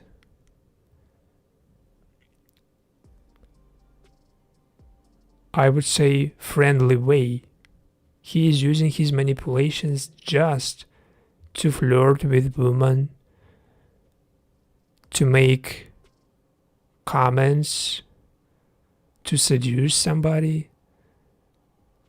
Using manipulations to seduce somebody, or to make compliments, or to flirt with somebody, more often it's a good sign rather than bad sign. It's not like you're trying to hurt that person, but you're trying to be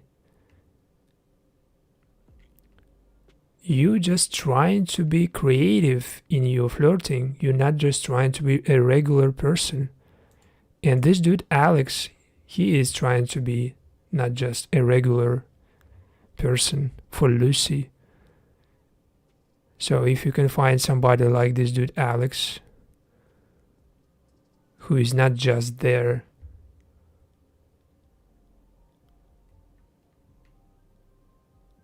to claim his, upper position, but to support, you're in really good spot. But not everybody, basically,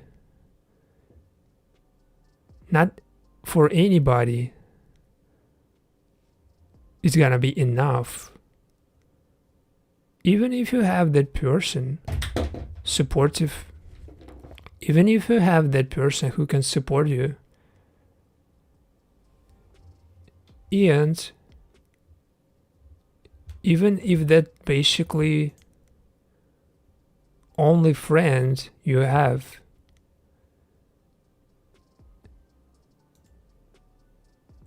is a man and you are a woman, and sometimes basically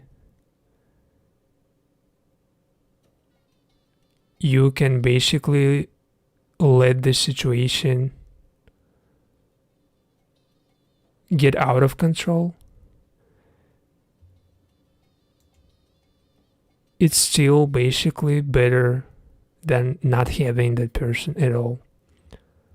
So you can see that the basically difference between being friend of Wrigley and being friends with Steven is that basically one person shows up for you and another person shows up for himself. Another person, it's Steven. He always gonna be showing up for himself, for reclaiming his dominance.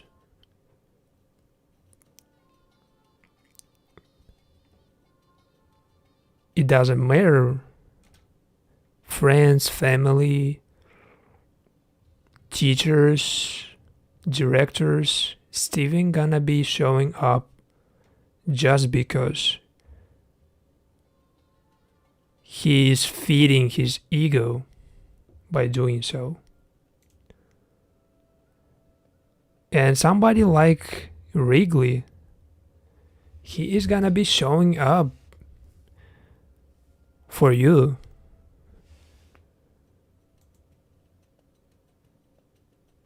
In Diana's situation, she knows basically that Pippa, she has that friend who is showing up for her. So she cannot just break up Pippa and Wrigley. She cannot just get in the middle of them.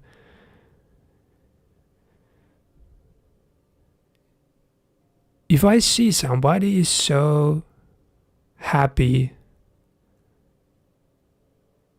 and having somebody who is showing up for them, when I see somebody like Diana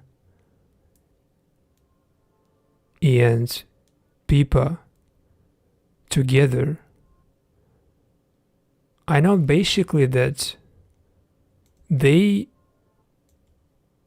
despite basically Wrigley being a boyfriend of Pippa, they still basically giving chance.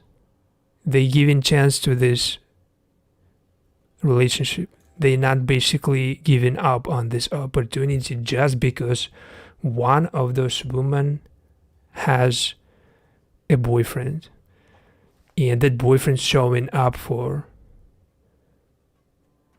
his partner, for Pippa, because Wrigley, he is showing up for her. But they still pursuing this relationship despite of Wrigley being so supportive. They using this relationship because this is the only weapon they have against people like Steven. This union, you know, when two women united by support, mutual support, when two women united, when two female characters united by mutual support, by showing up for each other, they can fight back easily any manipulation, any villain, any bad intentioned character. If you have that character, if you have that person who is showing up for you, you know, basically there is nobody who can hurt you, or at least there is always somebody who can show up and discharge the situation, resolve the problem, or at least not to escalate further that situation. In Steven's case, escalation and deterioration of the situation is the only thing that he feeds on. He feeds on escalation and manipulation.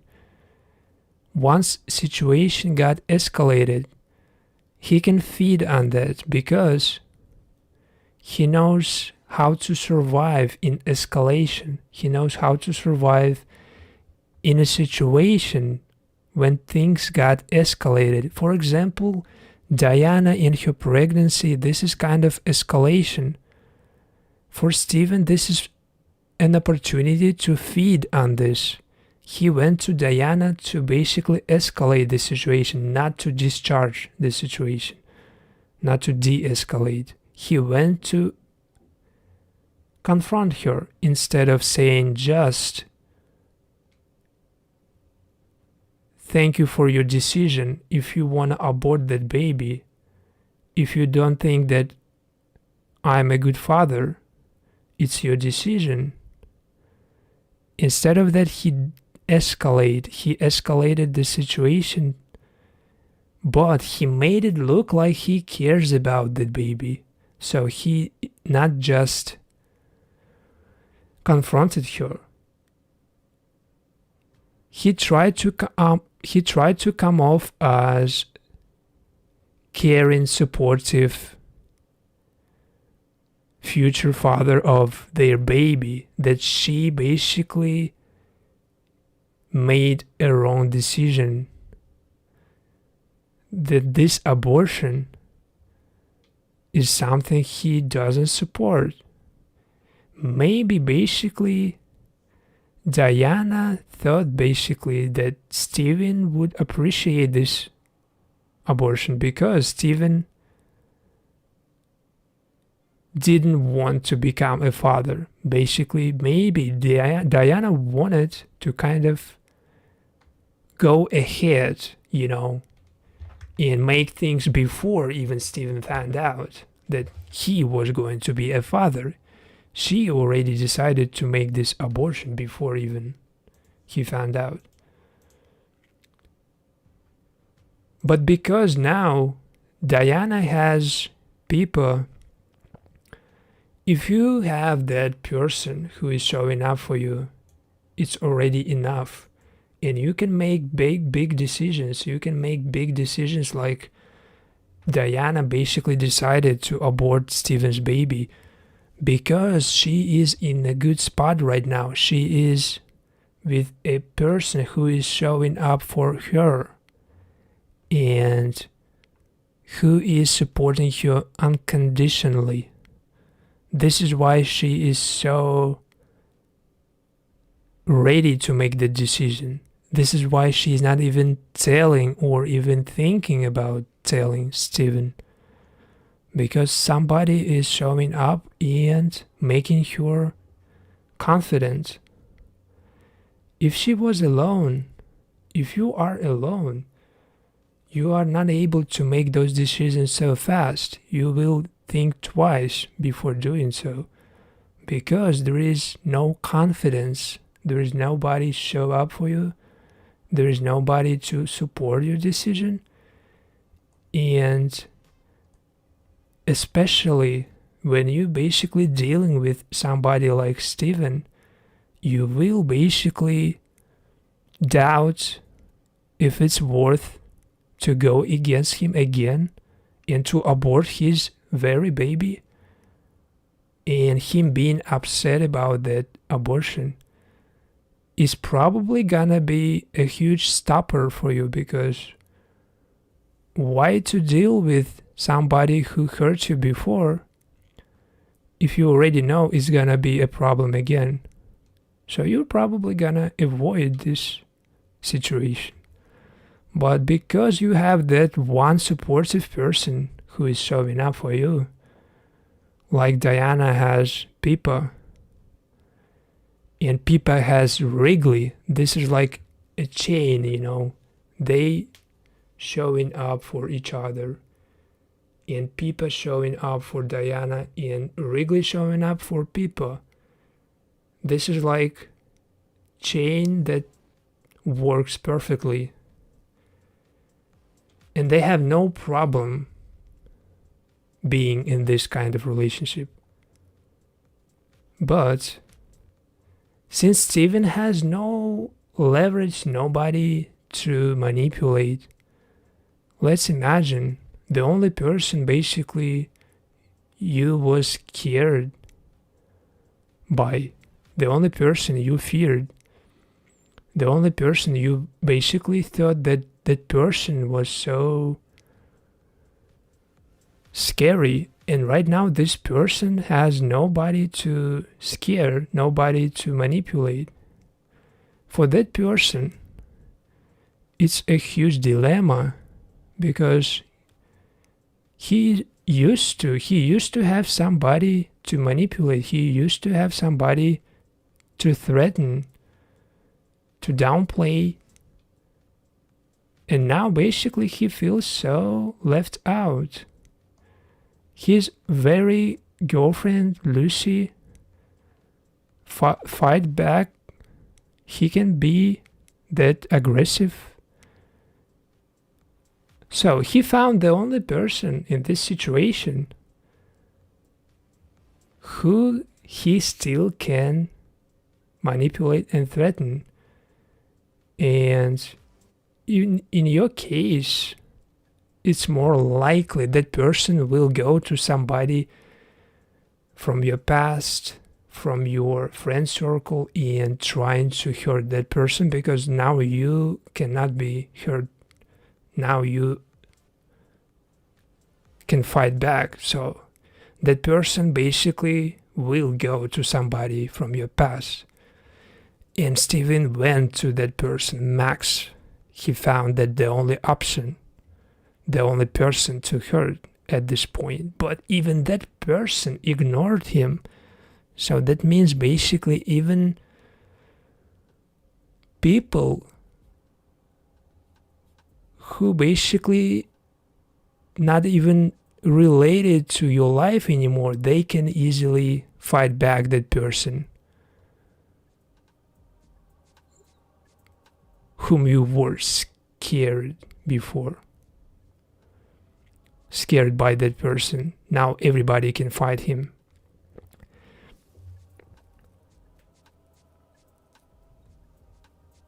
And of course, that person like Steven, he will basically find his way.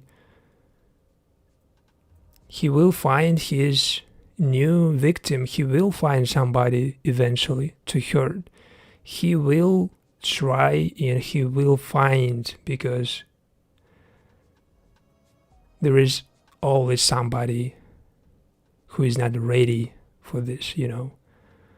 But you already moved on from that. You, Lucy, you more brave, more confident, more experienced person. You found somebody who really just a good version of that person you loved.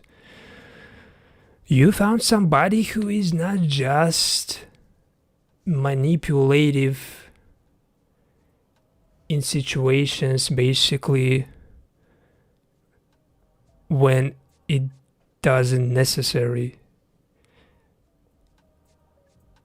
You found somebody who is aggressive and manipulative when you want that person to be like this. When you want him to be aggressive, you ask him to be like this.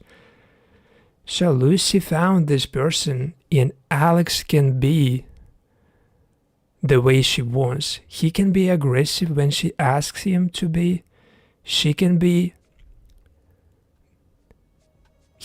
Alex can be more gentle if she asks him to be. He can be wherever she asks him to be, but he is still himself. He is not just changing because she asks him to. He just knows that basically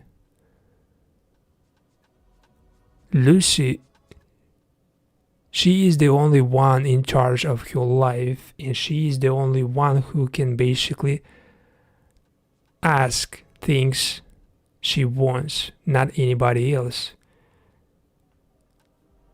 And she needs a lot of reassurance. She's looking for somebody who can basically validate her. Alex knows that he is not that person. And since Lucy looking for that person for reassurances, maybe Alex knows how to do that, but he told right away that he is not that person. Alex told one important thing. He is not into relationships, and he is not gonna do anything that Lucy didn't ask to her.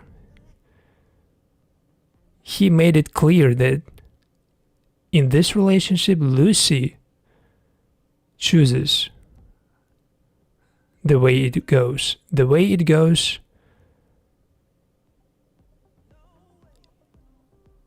Lucy basically saying out loud,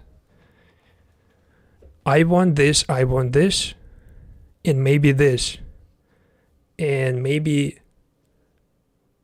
I want to apologize to Max sitting right there. It's my ex, I hurt him. I wanted to apologize, but I'm not ready. Alex making her confident, he is telling her, yes, you are ready. Go and apologize. This is the moment. You are ready right now. You are sorry.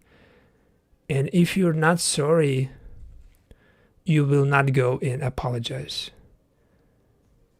If you're not apologizing right now, that you are not so sorry. You just lie. You just lying to yourself. But if you're really sorry, you go right now and you apologize. So he basically making confident Lucy to the point that she easily apologizes to her ex Max, a person she hurt. And this is apparently something you should be looking for. You should be looking for something like this in your partner, in your potential partner, who can basically make you that confident, who can easily let you apologize to your ex, not being scared of you talking to that ex, but seeing you growing and stepping out of your comfort zone, going and directly talking to that ex, even though that ex already found somebody else. It doesn't matter. The main thing and the most important thing is that you are right now another person. You are the best version of yourself. You are not scared of anything. Publicly apologizing to your ex, asking for something you want, asking for things that you really want, and not trying to basically confess anything, not trying basically to let things go.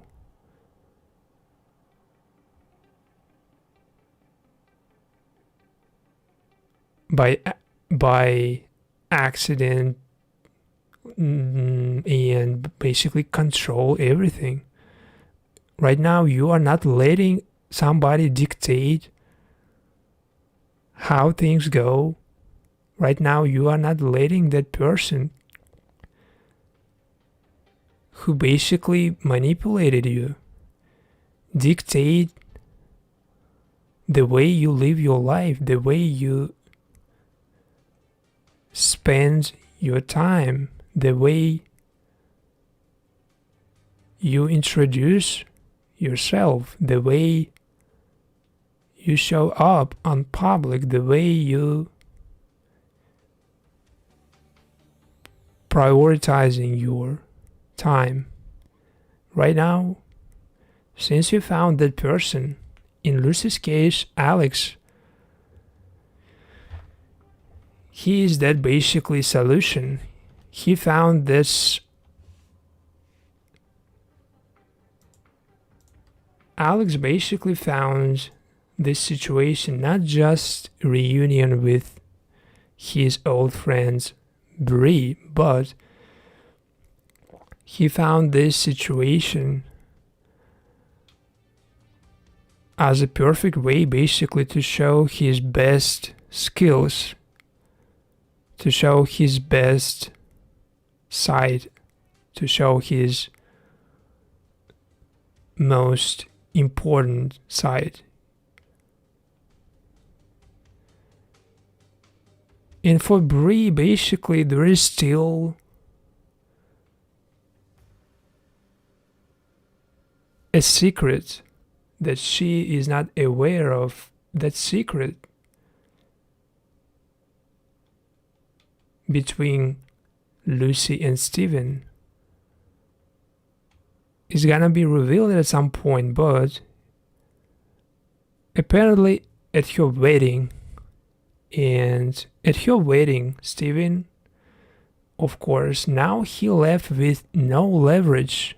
He is gonna be using that secret against Bree and even at their wedding, because this is the best scenario to reveal that truth.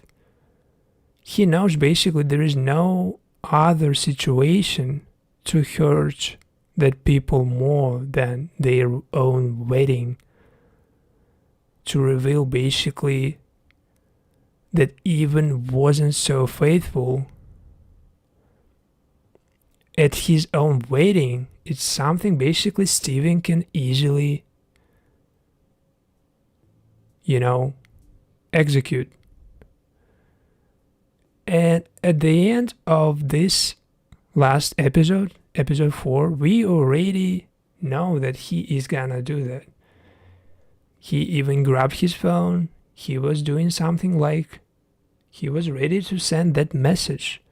He apparently sent that message.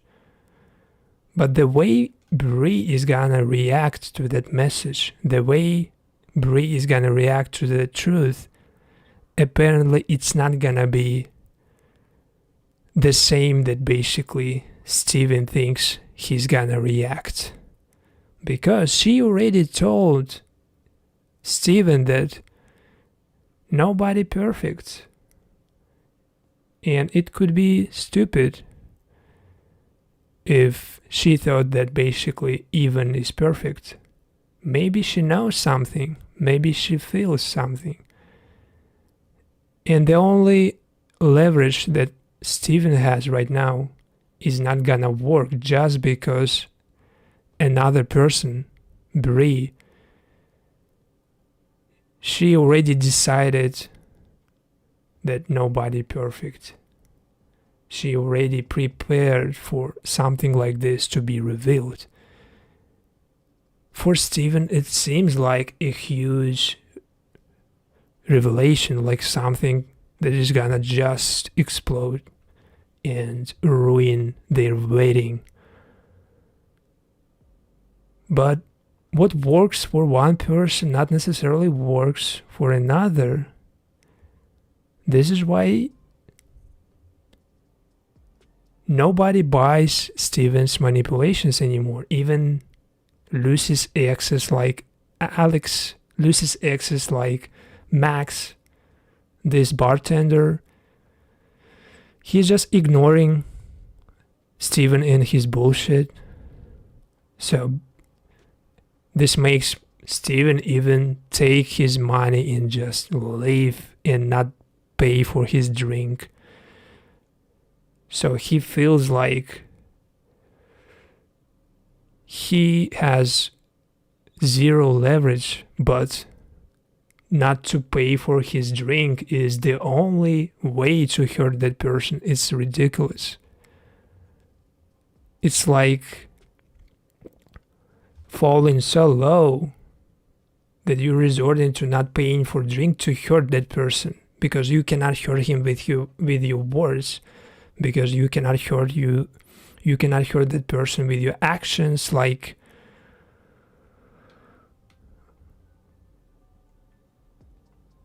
only action is taking back your money and just disappear. Meanwhile, basically, for Lucy, things getting better. With Alex, there is no pressure, there is no forcing, there is no bad decision making, because right now, Alex conceived that confidence in Lucy. He conceived that brave Lucy. He made her feel that way because he initially told that Lucy is the only person who knows what she wants. And nobody manipulates, nobody decides for Lucy. He basically comes off as more flexible, balanced version of Steven. He is not letting somebody manipulate him. He is not letting manipulations towards Lucy. But he can use a little manipulation, a little mind game during their intimacy, for example. He can turn this in some type of game. And we basically witnessed that in episode 4, they were playing some type of game. Once basically they ran into Lucy's ex Max, they made it look like some type of game because Lucy, she wasn't ready to go in to apologize to Max for hurting him. But Alex immediately made this easy game, easy win for Lucy. He told her basically, if you're really sorry, you will go and apologize. But maybe you're not so sorry if you're not ready to apologize. And he basically turns Lucy into that unstoppable version of herself who is constantly getting what she wants. After that, she immediately went and apologized to that person, Max. But more importantly, she and Alex, they went to his car and they did what Lucy wanted, what Lucy was into. She felt more relaxed. She could really just ask anything. And Alex was ready to do that. This is so opposite of Steven. What Alex is doing, he is using his knowledge in psychology, in human relationships, to get his intimacy and to get his relationship with Lucy specifically on another level. He is trying to improve that. What Steven is doing, he is telling that if she basically tells the truth to Bree, this is the only way they can improve their relationship. This is the only way they can keep going. This is the only way they can still doing this. They can be together, but it works the opposite. This is not the solution. This is punishment. And Lucy even told that this is punishment. This is not gonna help anybody. It's gonna ruin Bree's life. It's gonna leave her devastated. It's gonna be a huge breakup for themselves. And nobody gonna benefit from that. Maybe only Steven gonna be happy because it's feeding him manipulations, feeding him. He can be the happiest person out of that situation if she reveals the truth.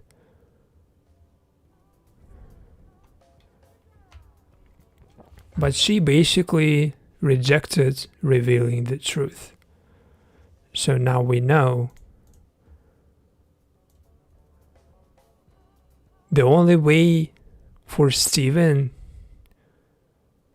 to end up a winner is to reveal the truth himself, to open Bree's eyes on that situation with Evan, to make her rethink the whole marriage with Evan, to make her basically hate Lucy forever for this situation. But after this, he putting a huge stop to his relationship with Lucy. He is putting everybody from Lucy's friend circle against him. He is basically making enemy of each of them.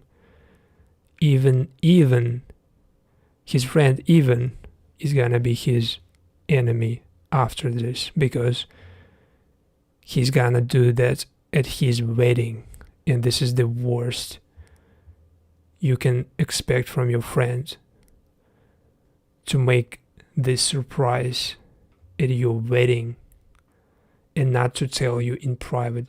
But even Steven's friend, he basically cheated himself on Bree. He knows, of course, that, but he is not expecting Steven to reveal the truth at his wedding. He is not expecting Steven to go that far. But we know there is no thing that basically can stop Steven from doing this. There is nothing can stop him. If he decided he's gonna do that, he is. If he decided to take that money and not pay for drink, he is gonna do that.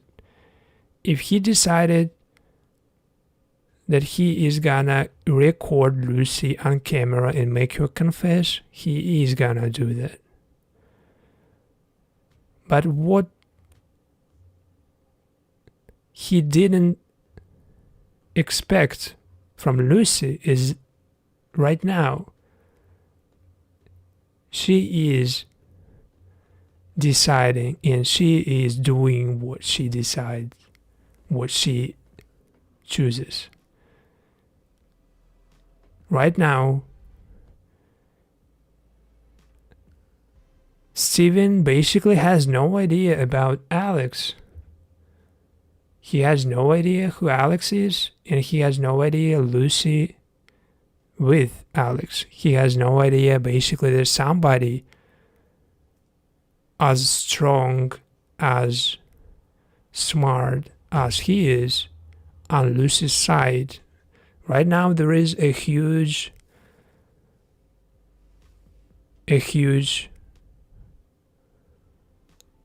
I would say ally of Lucy,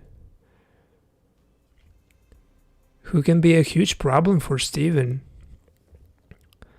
because Steven never got an opponent that is like capable of both physically fighting him back and emotionally, like psychologically fight him back, to stop him from manipulations and from physically hurting. And this is gonna be apparently this person who is capable of both. So guys, I think this is pretty much everything. I don't know who and where gonna end up in this TV show, but I'm gonna make my video short and entertaining and informative is not that important anymore. Informative is not important because it's making me being so like robotic, generic, as if I'm talking like AI version of myself. So we gonna do only improvising, like we are gonna do streams like, you know, with no script, with no like with plan, but with no actual script. This is what makes me actually, you know, feel my personality, because when I'm trying to read from script, when I'm trying to be like a robot, it turns me into that generic, boring, and the guy that I don't want to be, you know. But it happens like automatically. The minute that I'm trying to keep everything like perfectly, here is a script, here is every word, every like transcription, there is everything like put together.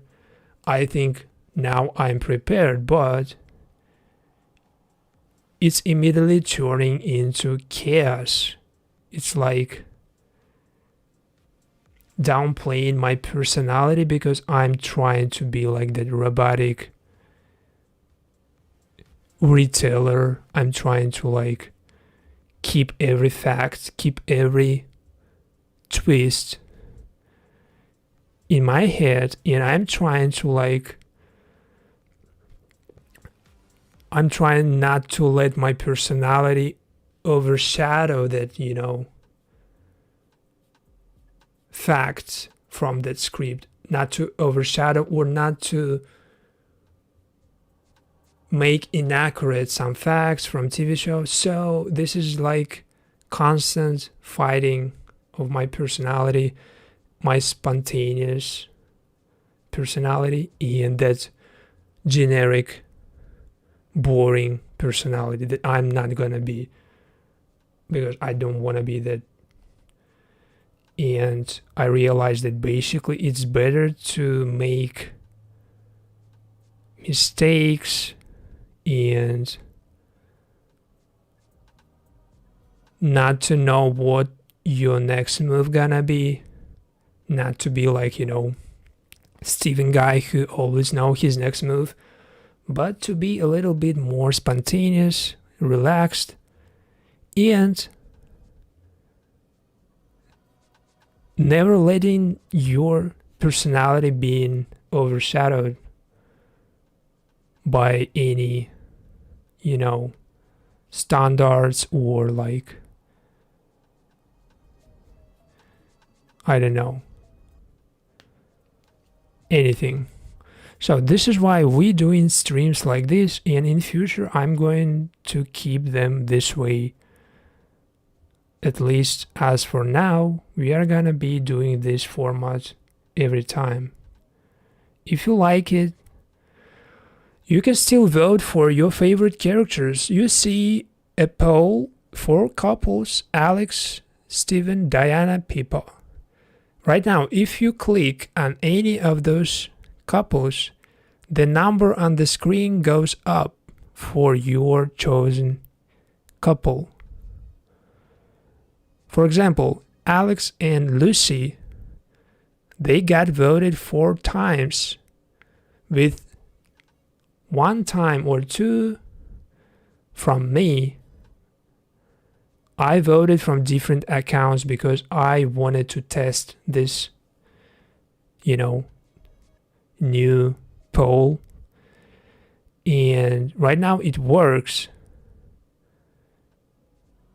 You just need to vote, and then the number on the picture of the characters you voted for goes up.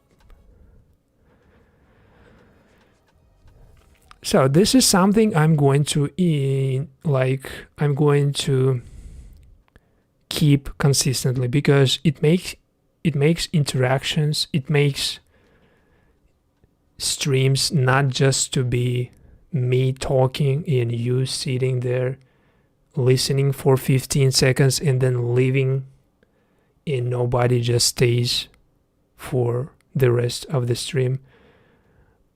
I want to keep you as long as possible. This is the only way I can improve my lives, I can improve my videos, engagement, something like keeping people. But it takes time, of course, and I'm learning still, and I'm trying to find that. But I think this journey of me finding that balance, finding that, you know, this journey itself is what really values.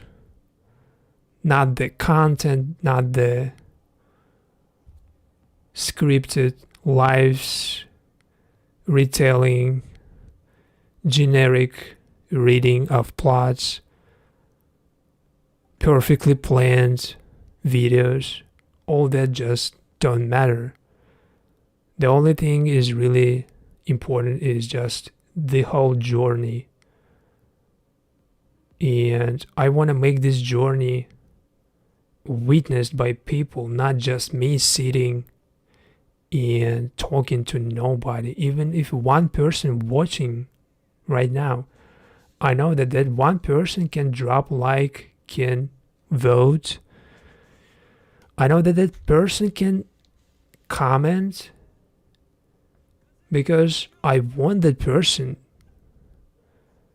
to do so. And if that person makes any move and stop being silent, I know that basically, finally, I'm transitioning from that, you know, robotic retailer to real person that you can interact with, that you can basically discuss TV shows with, that you can basically be friends with.